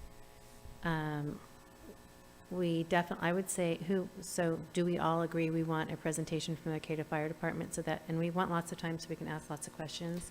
Do we all agree with that? Yes? Absolutely. Yes? Yes? Yes? Yes. And then, Yep. we will ask them at that point about the equipment to serve larger buildings. We will ask them about financing. I plan on standard of coverage study. I would definitely interested in that. Thank you for bringing that up, Kimberly. What other kind of questions are we going to want to? The Grill Justin on. comprehensive summary of financing that Judith just suggested, do we want to straw poll on that one? Is that just going to be, well, explain that to me. Is that, so? I guess there's so many different financial tracks here. It's going to come up in the general plan as well. And the responses I've been getting is, well, we would do a capital improvement plan. Some of it comes out of that, but we're talking about services for the most part, and equipment as well, but services also to pay for staff and several new types of districts that would be proposed either in the GAP or in the general plan of which it would be a part. We haven't read enough about anything with regard to those finances to even make sense of it yet. So I'd like someone to bring those discussions of financing districts or new taxes to us, not just piecemeal, but for anything for which they would apply. And I realize that may not be limited to the GAP itself, but it's going to come up in the GAP, and it's going to come up again in the general plan. Is and this specific to the fire department? Fire department, police, I hate to say it, also wastewater. Each is a different set of potential revenue streams and liabilities for the city. I understand. So, but wait a minute. So are we, this is fire and police. Maybe we need to separate those out because those are two different. So maybe we need that from both the fire and the police department. Yeah, the city can organize its explanation to us as staff wishes. Certainly, it would be great to hear from people who know about the services they are involved with. If the success of the GAP is going to depend on a new set of financing streams, it would be great to know what they are.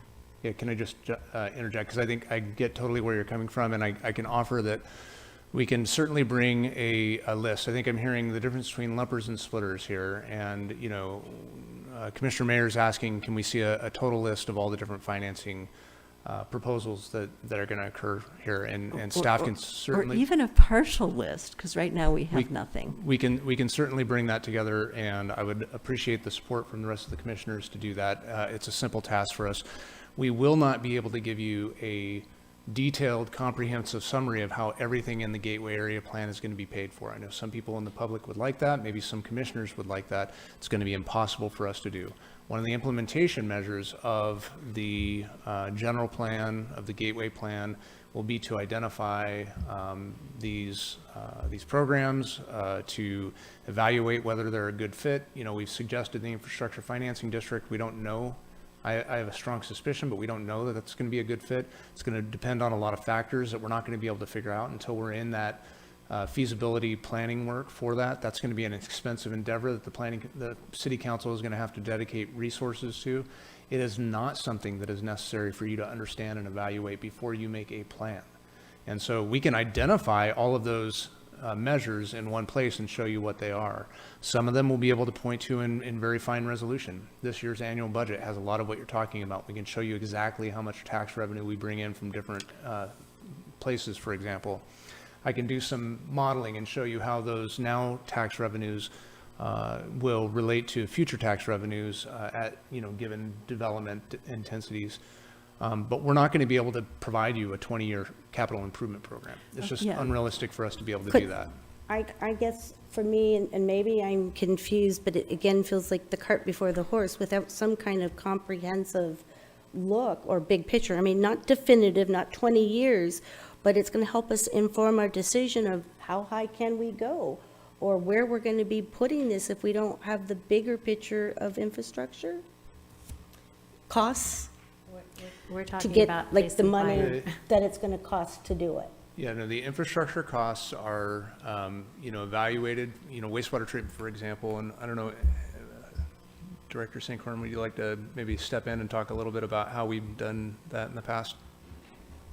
Well, wait a minute. Aren't we talking about police and fire service and adequate staffing? Yeah. Are we skipping? were. I wasn't she's done an excellent job on talking about the wastewater treatment plant. I don't want to belabor that issue. So do we want all of this, standards of coverage study? So do we want to hear from the fire department and the police department, or just the fire department? I see audience saying fire and police.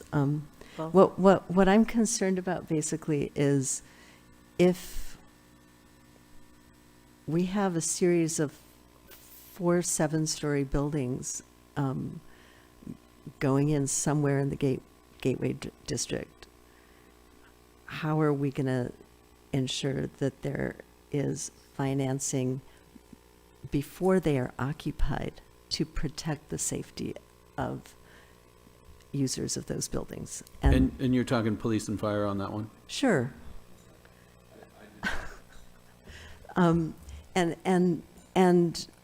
My concern is that we have enough information to know that the safety of users and occupants of an area is protected before we put people in harm's way, rather than after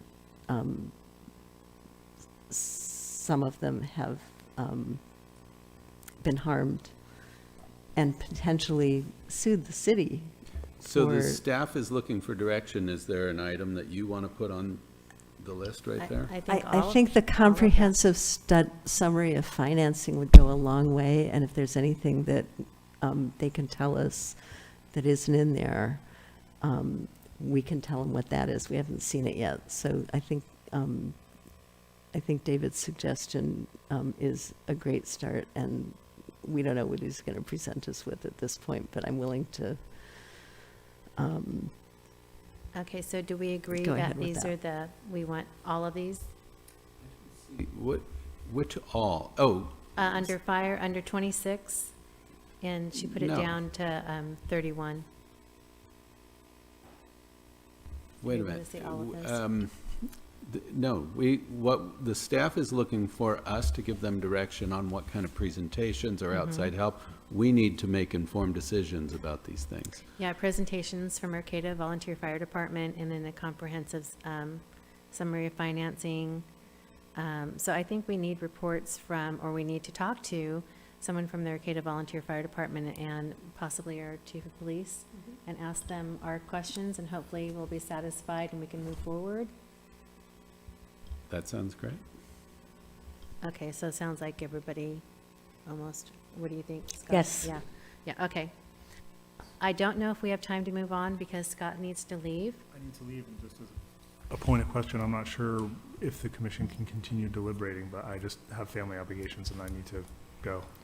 How does everyone feel? Do you want to continue on without Scott, or do we want to table this and then continue at the next meeting? I think with Christian here, we still have a quorum. Yeah, I think we should continue. All right, so which one do we want to go to next? I'm sorry, just before we leave this, we had several recommendations from the public, and I believe that this is the Slido poll results that are up now.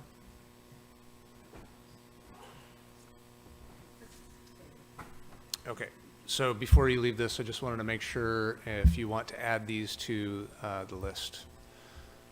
Let me see if I can Where zoom the in on funding this. comes down to support the fire district, yeah, that first one. Oh, sorry. So they say, where will the funding come from to support the fire district if we increase the building heights? Will saltwater intrusion with the sea level rise create problems for landscaping installations and, more importantly, foundations? So far, good questions. Will the city predetermine the evacuation routes for a tsunami? Ooh. Will APD need increases in their budget to be able to respond to more service calls due to increased population? How will this get paid for? Get a commitment from Cal Poly Humboldt to provide a ladder truck and full FD staffing, fire department staffing.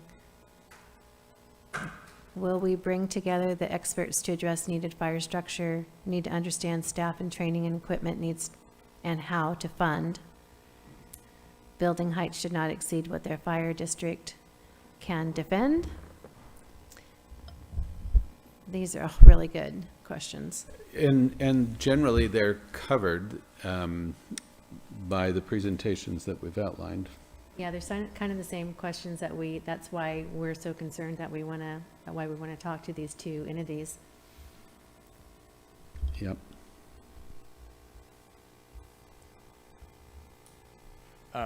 Yeah, so I'm not seeing a lot that is adding to a new solution set there. A lot of questions that I think will be addressed, as commissioners mentioned, through some of the dialogue.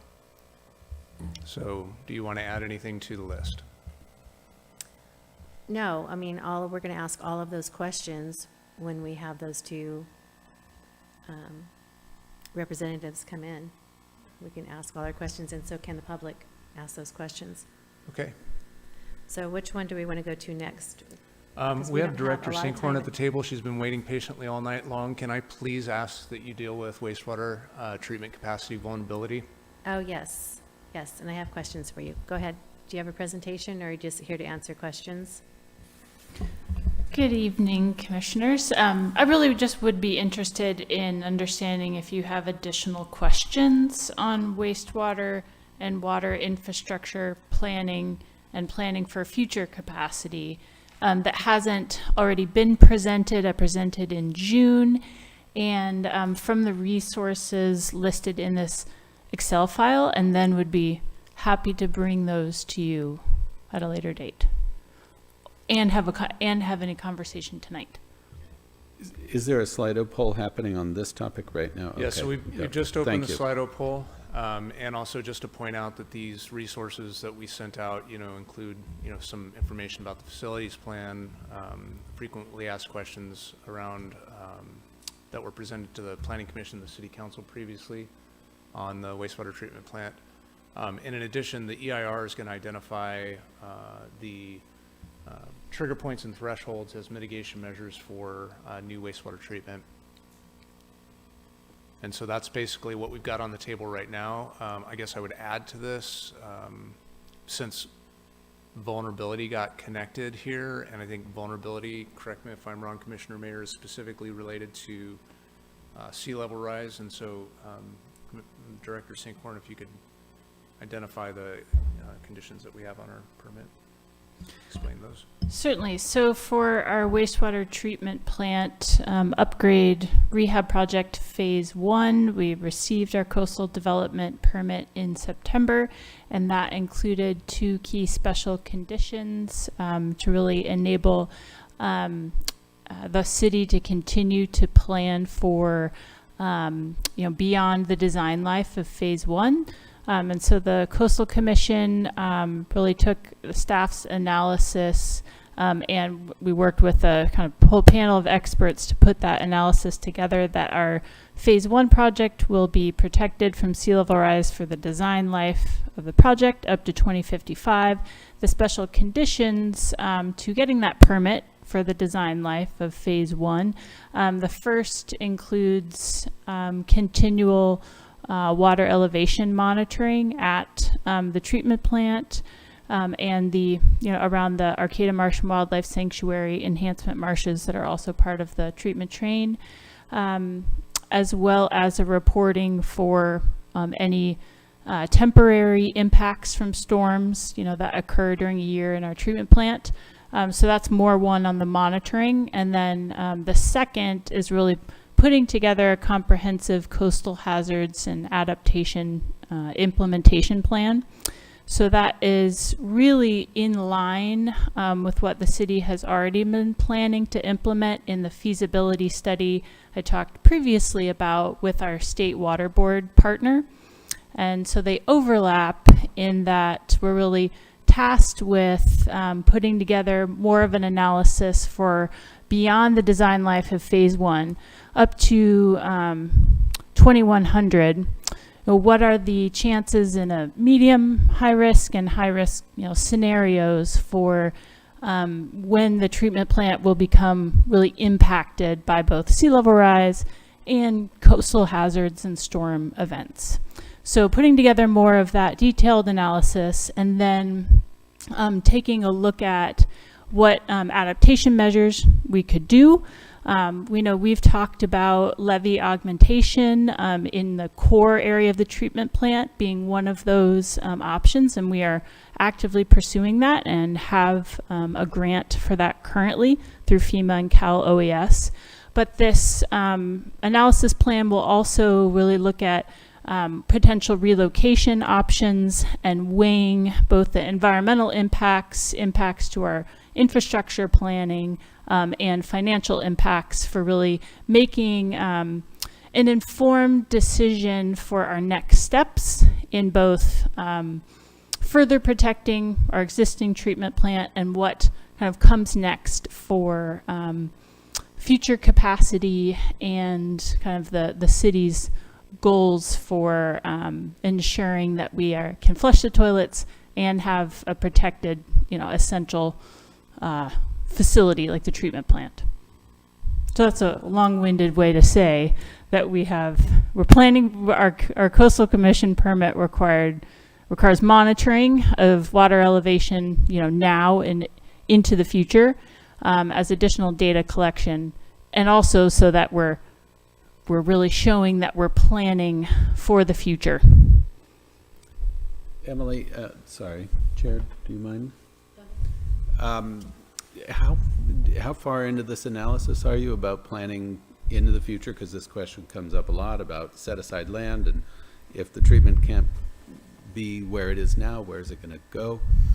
Is that part of this analysis, and are you deep into the middle of it, or where are you at on this process? Yeah, I would say we have, preparing for our coastal development permit, we really compiled a lot of our available data on what we know currently for data around the bay for sea level rise and also our coastal hazards beyond just rising sea levels. And then we are, the city does have funding in line with the State Water Board for technical assistance for a third party to conduct the feasibility study. And we see the direct meshing between the feasibility study that the State Water Board has asked the city to conduct and the CHAPE, or the Coastal Hazards Adaptation and Implementation Plan, that the Coastal Commission has asked for. And so we really see those happening concurrently and meeting the same objectives. And so we have heard from our State Water Board partners that we expect that to kick off in November. And so that is at no cost to the city kind of right now for conducting that. But we also anticipate putting additional resources to make sure that we are bringing all the best available science and analysis to the effort. So this feasibility study starts next month, and it will be going on for... We anticipate it probably going on through 2023. Okay, thank you.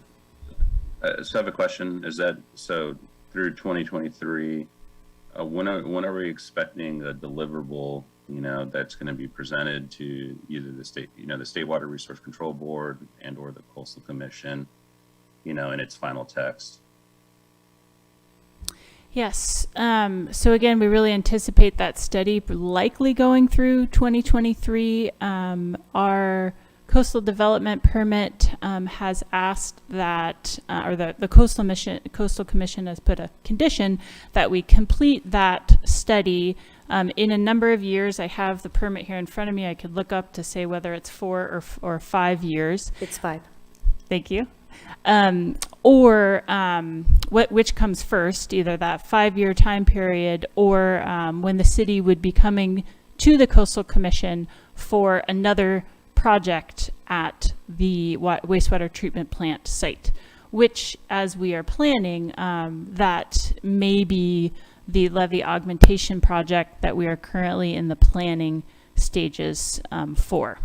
So that is our timeline, which we hope to very much complete much before a 5-year time period. Okay, I have a question. So, you've already told us this 1,000 times. So phase 1 is a 30-month, it's going to take 30 months. You're going to start this next year, right? Yeah, the contract has been awarded to the contractor, and we anticipate that the construction, would start, or the development would start in November and last 30 to 36 months. And that will make our wastewater treatment plant good, or the equipment good for through about 2055, and it will account for 20% growth factor, which is 22,000 people. That's all on the website. But what at this moment, like, what's the current capacity? What's the current capacity right now? How many more hookups? How much more building? Oh, there isn't any building because it's so expensive to build right now. But what's right now, this moment, how many more hookups do we have left? Yeah, sure. So I can just speak to the compiled data that we compiled from this past year of 2021, and the numbers are very similar as in just this past month. So we're currently in the dry season.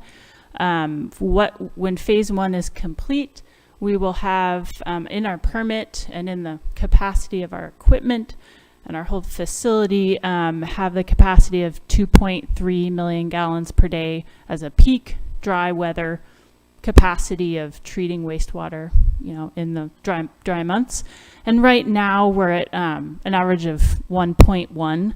So that is 40%. So we are in the dry season, we're at 40% of our there's many ways to talk about capacity. I'm just talking about kind of flow volume, treatment volume. As I talked in June, there's other factors such as the things we really treat for in the wastewater treatment plant. But the key thing is that we have additional capacity for the projects that are proposed right now, and for what staff really feels what is also being planned for in these long-range planning projects. So both within the time period of our phase 1 project, combined with knowing that we're the city and the staff are not stopping with phase 1. We're continuing to look through the future. That's not just what are we going to do in 2055, but continually assessing of if we're on the right track, if phase 1 is meeting our needs, if we need additional treatment capacity. So all that to say is we have more capacity at the treatment plant. As I said in June, the key factor is really in the wet weather periods.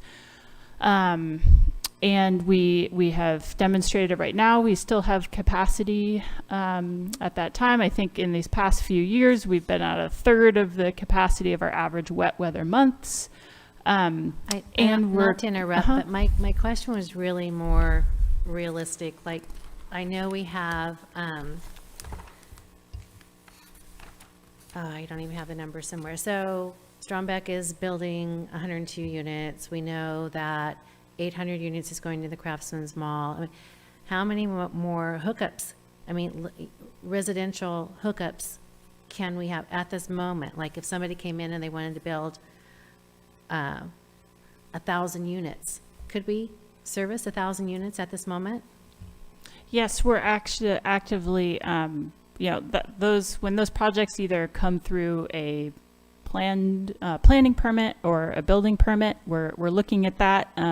We're not up against our capacity of our treatment plant right now. It's not just the treatment plant capacity, it's also just our collection system. And so that's, that is always being looked at especially when larger projects come on, like Craftsman's Mall.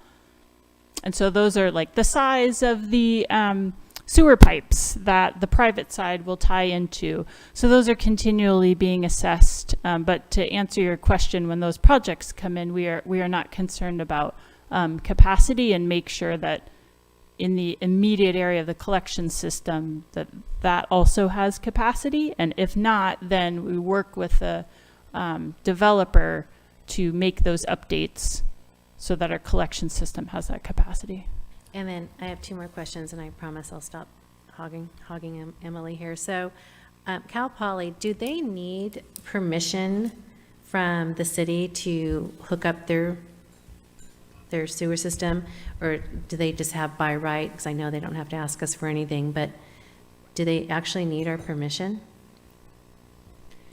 So there is a process for those capital connections, and those all involve capital connection fees. And so we're required to, any applicant of being able to hook up to water or sewer, that they collaborate, with the city and pay those fees to do so.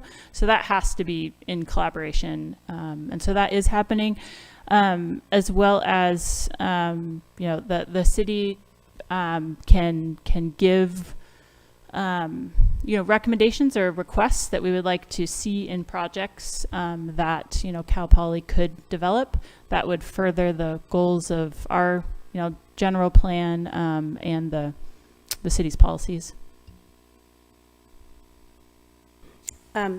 So I just wanted to clarify, phase 1, 30 to 36 months. Yes, that is how long the construction will be. And it was 50, I can't remember, it was 55 million. So when we start phase 2, do we know what that dollar amount might be, what we're looking at? So what phase 2 was really outlined in our facilities plan, which is one of the resources in the spreadsheet. And so that has had pre-design towards that, but right now we're in a holding on continuing the design for phase 2 until we complete the feasibility study and the coastal hazards adaptation implementation plan. So we know that costs are only escalating, but we're also looking to see how phase 1 performs in meeting our water quality objectives. And then seeing the outcome of those studies to then determine what becomes phase 2. Okay, that makes sense. The phase 1's going to inform the costs for phase 2, and of course, who knows what happens with costs. If Cal Poly is going to increase by 50%, I think it is in 3 years, and they're talking about doubling it, I thought was, correct me, maybe 7 years. I guess kind of going back to what Julie was asking, is those numbers sound kind of daunting, and I'm concerned, and what I'm hearing from the public is that they have the capacity to build, they have more money, and that they get all of what's left, and there's nothing left for us to do the gateway. Is that something that we need to worry about? And then before I let you answer, I have one more question so I don't forget. Would it be reasonable to ask if we could get a consult from, say, the Wiyot tribe with regards to like levee augmentation? And that's all I have. Great. Just to answer your first question, so the city is embarking on a project to plan and assess the environmental impacts of levee augmentation, and that will include our consultation with our local tribes. And also about the, the Cal Poly basically taking all the capacity that's in the treatment plant you know, when they do their projects, they're still required to, you know, do environmental impact reports. And we weigh in on those, and, you know, we often do comment to, you know, their, you know, the portion that they're taking in wastewater treatment.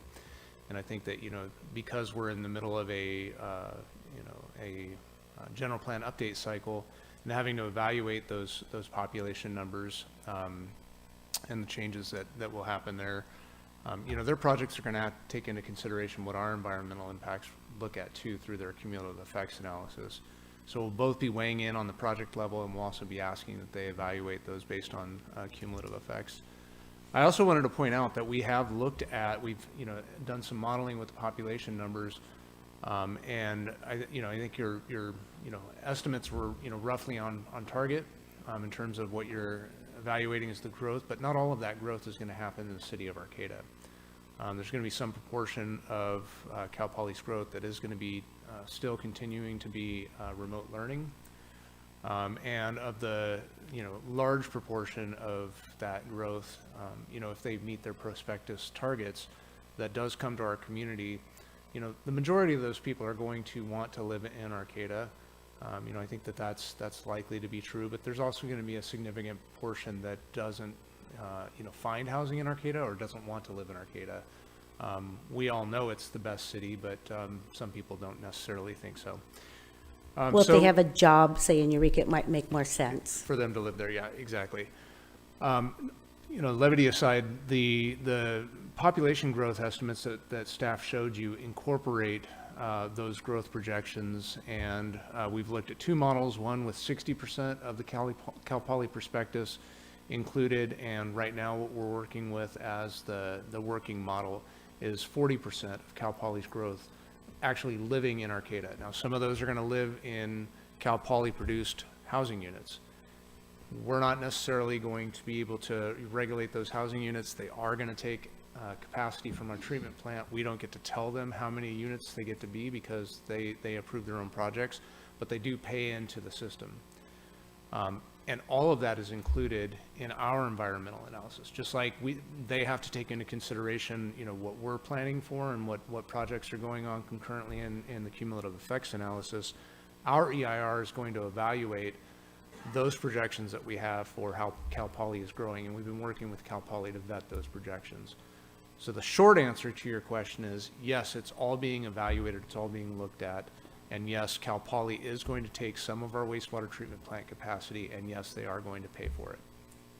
So does that mean when they've taken their fair share, whatever that might look like, can we stop them so that we can make sure they don't beat us to the punch and we get to do our development that we've all been working on here, the Gateway? I just hope it's not a moot point, that they build out and there's nothing left for us. It will not be a moot point. Again, the population numbers that we're looking at incorporated Cal Poly's growth, and we've, you know, basically we're establishing a range, population growth range, with a maximum of 27,000 people as an end population in 2045.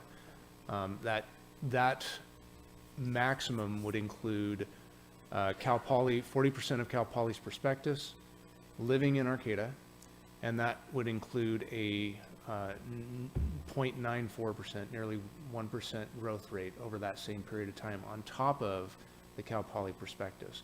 So if we continue to grow at the rate that we've grown at on average for the last 10 years, over the next 20 years, and we add Cal Poly's growth rate on top of that, that gets us to that higher 27,000. That 27,000, based on what Director Sinkhorn said earlier in terms of our dry weather flows, our wet weather flows, there's still capacity, flow capacity within the treatment plant in its current configuration to handle that amount of growth. The EIR is going to actually evaluate that, model that, and then identify trigger points for if if these projections are off. Now, we're, in part, the reason why we have such good flow rates right now, why we can, demonstrate that capacity right now is, in part, it's because we've had a dry last couple of years. But it's also in part because we've done a lot to reduce inflow and infiltration, the water getting into the pipes that isn't from flushes. It's just coming in naturally from the environment. And we're continuing to improve our infiltration to keep that water out of our system. The 40%, and I believe it was, what was the wet weather flow number? Well, we have had drier winters, but from the 2021 data, we were at like 34% of our, utilizing 34% of our capacity during the winter when looked at of an average wet weather months. So that is, and again, we also know that storms come in big waves, and we have ways of attenuating those flows for storing any of those instantaneous flows that are much higher than our 5.3 that we send through all of our treatment train. So more than 50% remaining, this is kind of a oversimplification, but more than 50% remaining in dry weather and wet weather flows in the treatment plant's current configuration capacity. Right now we have a population of 19,000, and so you could double that. Again, an oversimplification, you could double that and have 40,000 people hooked up to the wastewater treatment plant. So more than enough capacity right now. We're doing improvements to the phase 1. We're doing a phase 2 that will further refine and improve the capacity, and then we're doing an EIR to identify any additional capacity needs that we'll have as a future need. Every 5 years, or approximately that amount of time, we do rate studies and evaluate the capacity of the treatment plant and reassess the values. The more users that are in the system, the lower the rates are, because you have more people paying for that system. It's a higher cost system, and so there's a little bit of balancing there. But in general, the more users, once you do that fixed improvement value at the beginning, the more users you have paying into that fixed value and that ongoing maintenance, theoretically, the less that rate should be. So, not talking about rates so much, my concern is if we're following that simplified, which thank you for that because it's kind of going over my head. If we're at 40% and we double that, can we assume we'll be at 80% capacity if everything happens with their prospectus of how many students, what we're anticipating? And no, we're going to be nowhere near 80%. So again, we're at 19,000 population right now, and we're talking a maximum of 27,000. So if you ask yourself, can we handle 27,000 people in the current configuration of the wastewater treatment plant? The answer is yes. And where will that put us at percentage-wise? Let's say 48. Okay. I'm just picking a number out, but just a drop in the bucket. It really isn't. If you double the population from 20,000 roughly to 40,000, then you'd be, again, oversimplification, doubling to 80%. And so we're talking about adding, quarter the amount, another 7,000 people as opposed to another 20,000 people. Thank you. Does that make sense? Yes. Okay.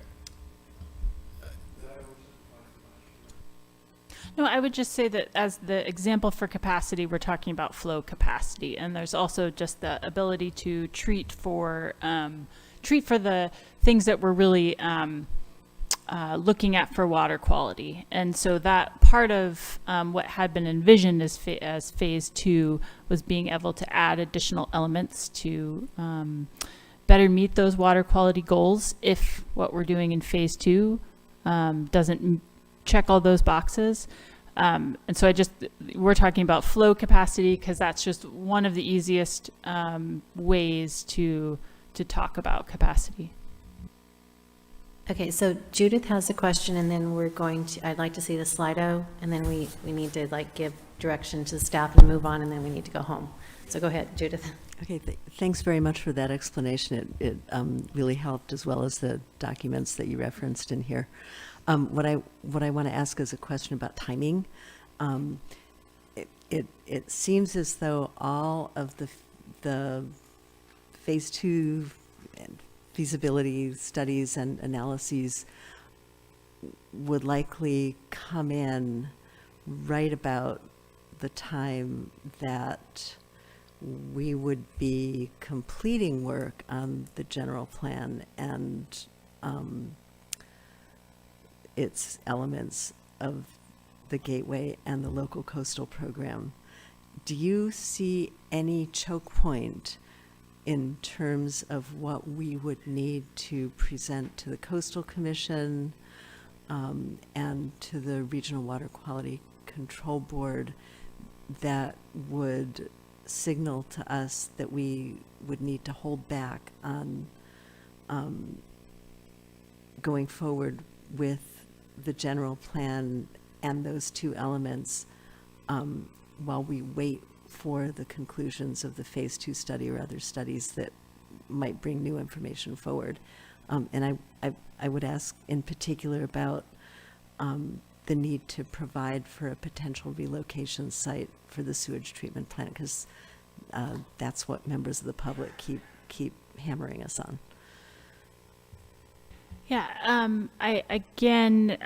we really feel like within the planning horizons that we have capacity right now and with our Phase 1 project, and that we have all the steps in place for planning for the future, that I don't see a need for holding up our current planning processes. We don't yet know what the exact outcome of that feasibility study is, but we have the idea of the range of options those could be. And when we talk about relocation of the treatment plant, there could be a gradation, of that. There may be distributed smaller locations for treatment. So there's a range of options, and that feasibility study will be following very closely with all of the other active long-range planning that the city is doing. So I hope that answers your question. Yeah, thank you. So this is related, but not exactly directly in answer to the question that you asked, Commissioner Mayer. But one thing that people have also been mentioning a lot, members of the public, is the idea of third-party, voices, expertise coming into this discussion. Emily can definitely speak to this better than I can, but the feasibility study and the vulnerability study will partially be informed by third-party experts from the state. They will be helping do that work in partnership with staff, and then the Water Board and Coastal Commission will ultimately review and consider the work acceptable or not. So there will be experts from the state who will be with us every step of the way in partnership. And they will be, I'm assuming, completely impartial. They're not, local residents, and they have the best expertise that the state can offer. My turn. I've been trying to speak.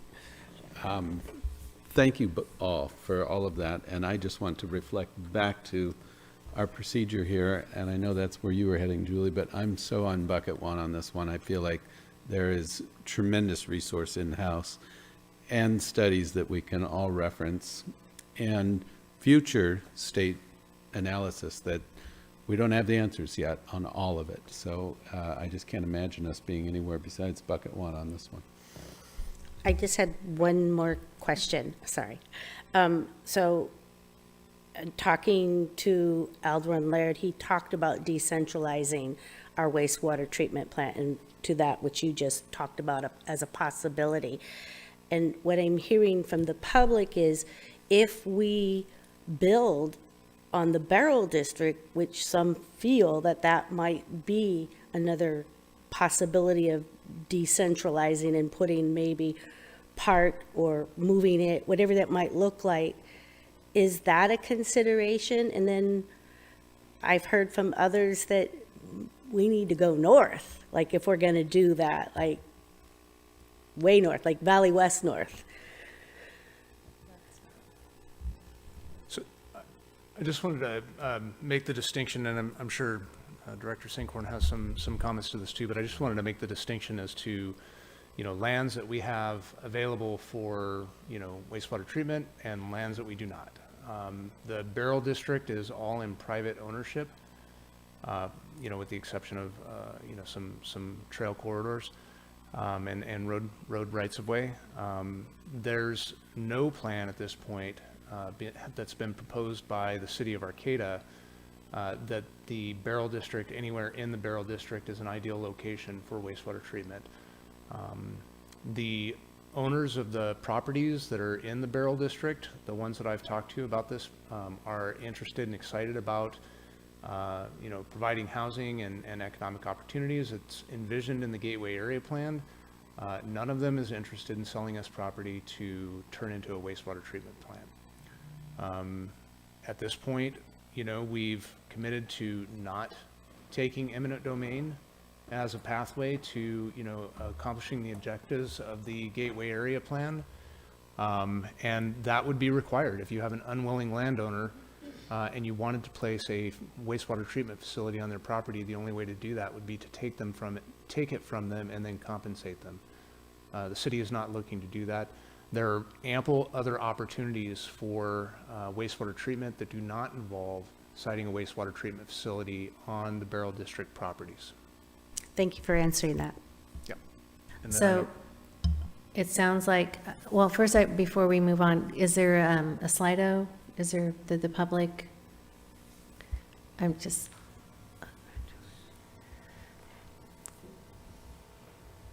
For this particular one?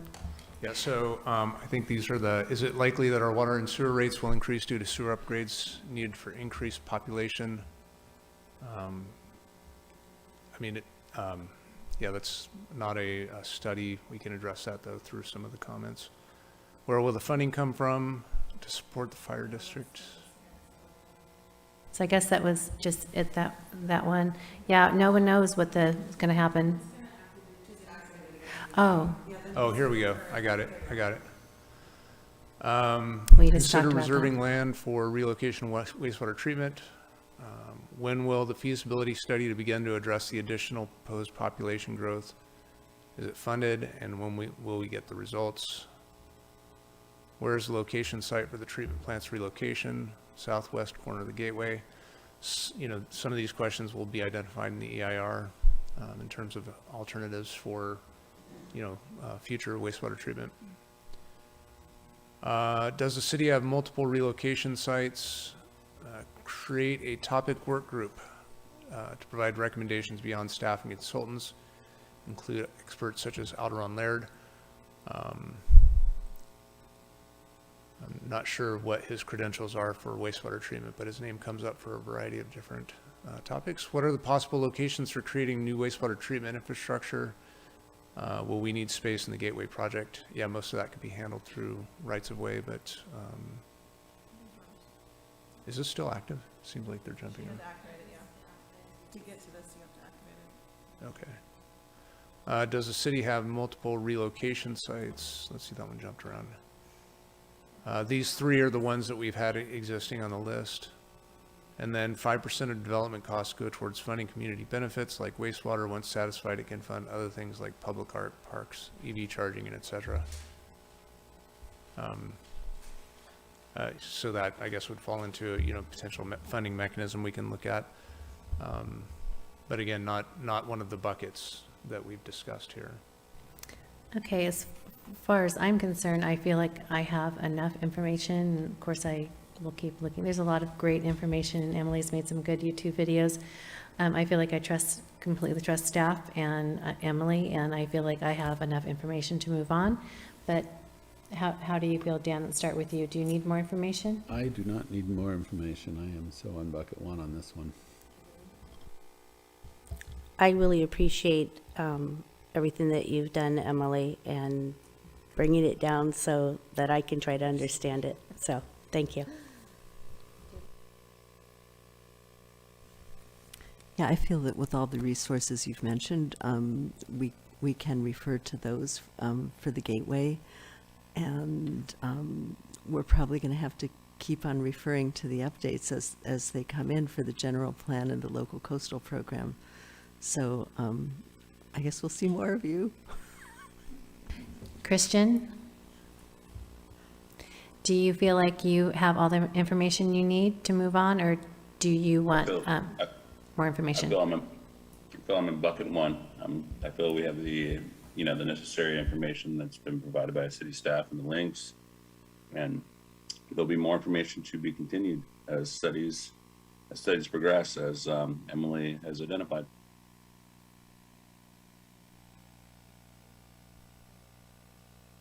Okay, so we're going to be done for tonight because it's very late.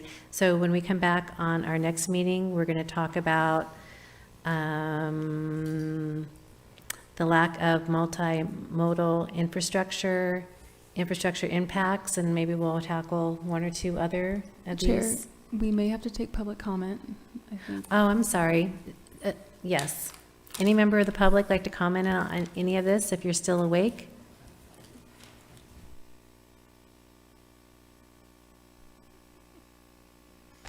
Good evening. I'd like to make some public comment on the Gateway Plan and reference the first agenda item that we talked about earlier.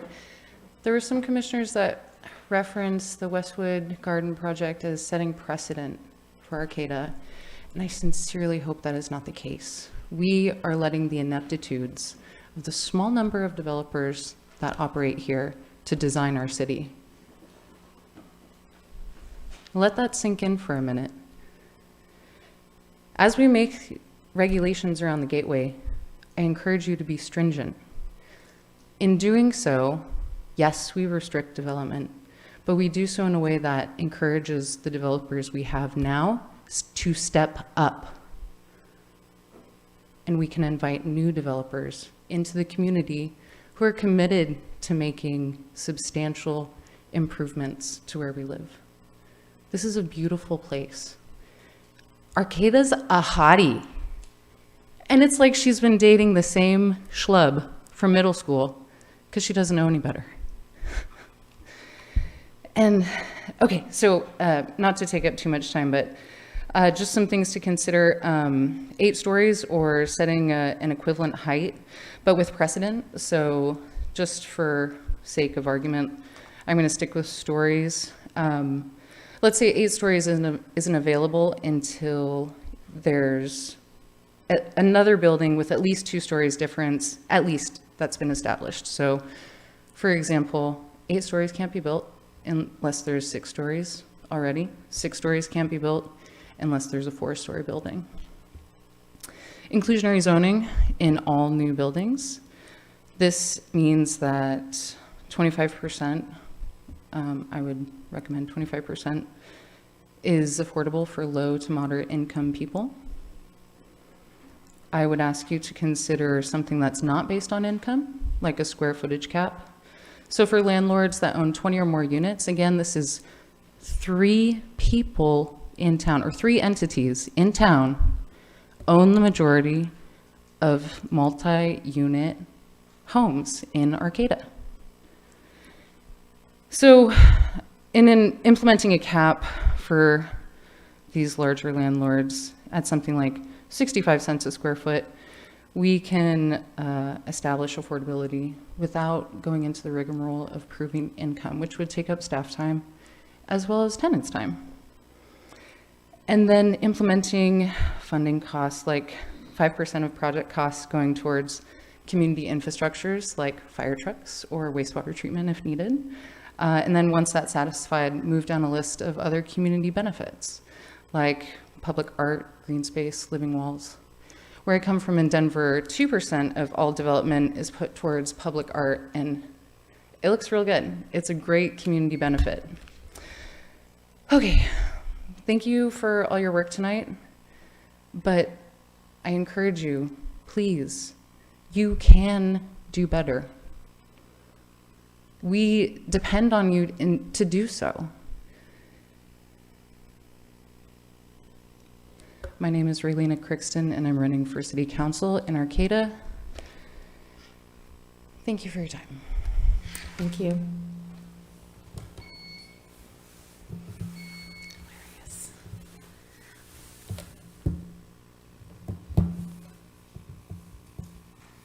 Yes, thank you, Commissioner, staff. I have here an excerpt on building height from a letter that I sent to the Planning Commission about a month ago. I'll drop it off with you at the end of my speech. When we got the new draft, we were told that it only included information which comports with the original draft, and we're told that there would be a table. I'd like to know when that table, and we're going to see that table of things that do not comport with the draft. It was expected this meeting, but it's not here. I I got the impression from something that Commissioner Mayer said that you got a document today that was not available to the public. I'd like to have that be available to the public ASAP. I greatly appreciated the presentation by Relina Kirkson on the Westwood Gardens. I would like to know how it came to be that she was given 15 minutes and which person said that that was okay for the other people to cede their time to her. I'd like to get an answer to that. 6 weeks ago rather, by complete coincidence, 4 different business owners asked me about non-conforming uses in the Gateway plan. I realized I didn't know as much as I thought I knew. I wrote some questions to Jen and David. A September 19th letter, I would like to get an answer to my questions from that. My interest in the Westwood Gardens was because I think that unless the form-based code is very well designed, we could be seeing something like that in the Gateway area. It would probably be 3 stories if that's the minimum height, but equally, if you'll pardon the expression, obnoxious and not friendly to humans. The form-based code has to be really well designed so that that can't happen. That's all I want to say about that. But that was my interest in the Gateway, in the Westwood Gardens. Thank you. Thank you.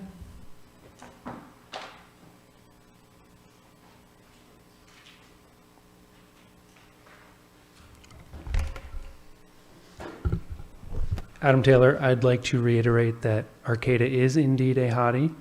And also, yeah, the form-based code argument, it has to be immaculate because this town deserves more than crappy little boxes for people to live in. Other parts of this country are filled with what happens when we let market rates and consumerism do whatever it wants to do, and other parts of this country are totally unlivable. I live here because this town is wonderful. If we are not protected of that, it is going to be like everywhere else that people flee from to come here. Just want to make sure that we're all on the same page with that. Thank you. Thank you. Is there anyone, Yeah,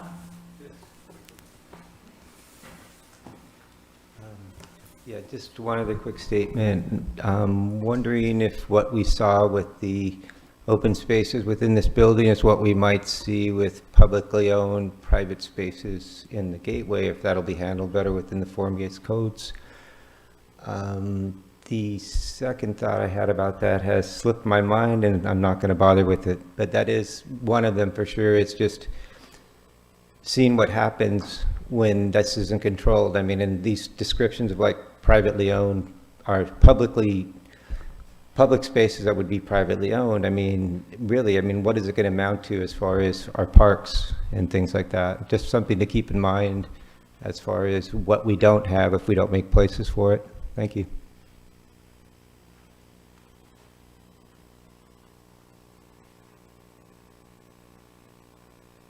do we have anyone online? Yeah, we have a couple. I just wanted to say I wasn't trying to be rude. Our clock started spinning around and around, and we didn't know what was going on there. I was like, it went back the other direction, like it was 8:30, and I'm like, sorry. Like Alice. Jane, go ahead. Good evening again.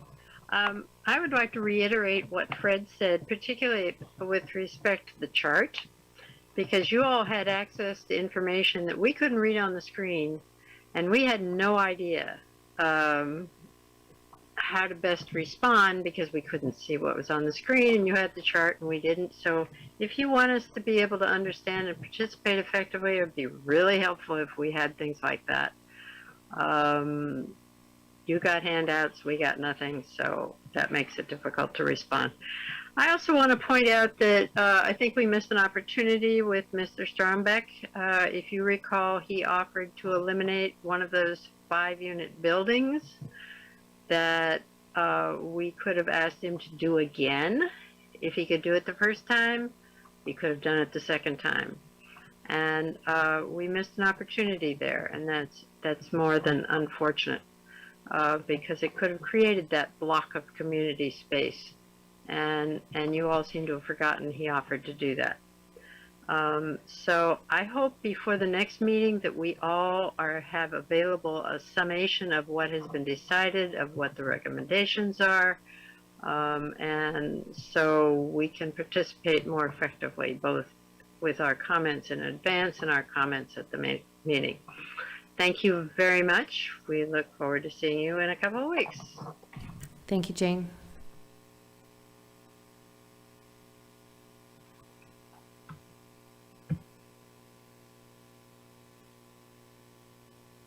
Go ahead, Anthony. Hello, thank you. I wanted to say kind of a little bit like some others had said about Arcata being a really special place and how important it is to really get into some details of what's being planned and instead of rushing it all. I think that that population density programs should not be our priority. Personally, I feel like supporting the local businesses and local infrastructure and kind of recovering from COVID and the loss of the cannabis industries and how, or at least how that transition affected the area economically is really important, because if we fall for this false premise that adding a bunch of housing is going to bring a bunch of professionals and money to the area, I think that's pretty silly, especially when you get into the fact that this is going to be owned by a small number of people. A lot of people will be renting to them. It just increases the wealth gap. And then it makes a problem where we have population density and low income housing trying to fulfill that gap. And it's just impossible. It depresses the area, it increases scarcity, and it kind of tarnishes all of the things that we have, the natural amenities, the access to fresh organic food grown locally. There are a lot of problems in this world that we don't have right now currently because of our attitudes towards these things in the past. And it'd be important if we remember who we are. We recently got 2 new franchises in the town, and I'm still unsure of what happened to that anti-franchise law that I was so proud of growing up here. I see a lot of people trying to get grant money and not focusing on supporting the local economy here when I look at these meetings, and I would like to see more staff, planning commissioners, city council people all readdress their priorities and realize that the grant money isn't that important. What's important is that we support the local economy and the local culture. Thank you. Thank you, Anthony. We have no one else online. We will close the public comment portion, and we're going to move on to correspondence and communications. Are you laughing at me? It's too late for that. No, I'm sorry. I was trying to move the mouse on my laptop with the mouse that moves. Anyway, It's getting late. Right, it's getting late. Oh, no correspondence and communications. Are we gonna? The only correspondence communication that staff has is that I did send out 2 emails that I wanted to draw planning commissioners' attention to. One was identifying an opportunity for the AEP CEQA training that is next Friday. Thank you, Commissioner Mayer, for bringing this to my attention. I was under the impression that we had, we have a training budget to be able to send you if you're available on Friday. So please respond to that email. The other email I sent you was regarding planning for special meetings coming up. We are going to have a couple of meetings that are likely to be canceled, and so I want to make sure that you have responded to those and let us know what dates work best for you. Right now it's looking like potentially the 15th and or the 30th of November have the most likely output for alternatives for the Thanksgiving week in November. We'll have some for December as well. Has everyone, so not everyone has responded, so everyone needs to check Not their everyone's email. responded. Dan, check your email. I sent out a I reminder today. responded. Oh, you did? Okay, good. Go ahead, Judith. Yeah, this, I'm not sure if this has been sent out or will be. Cal Poly is holding some planning sessions that are open to the public with regard to their process for facilities planning, and I think they have meetings scheduled on November 1st and 2nd at different times. Right, and then they have they have some tabling outside on other occasions. That's an opportunity for anyone in here or in the community to learn what they're doing and tell them what they want to see in it. But the reason I'm bringing it up now also is that I'd love to request that the facilities planning group or some representative of them do a presentation for the Planning Commission and give us a chance to ask them questions, explain our concerns, and to get that on our agenda when they agree to come. They may be able to tell us things that we don't know, and they'll certainly be able to listen to things that they haven't heard us say before. Well, if they agree to come, we will make ourselves available. Let's do it. I will. Okay, thank you. So is there anything else before, go ahead. Yeah, we have an opening on the Planning Commission now, right? What's the process for that? We do, the vacancy will be announced, and we'll encourage folks to apply. And my hope is that we'll be able to not replace Commissioner Barstow, but at least fill his space on the bench in short order, sometime November or early December at the latest. Thank you. If there's nothing else, this meeting is adjourned.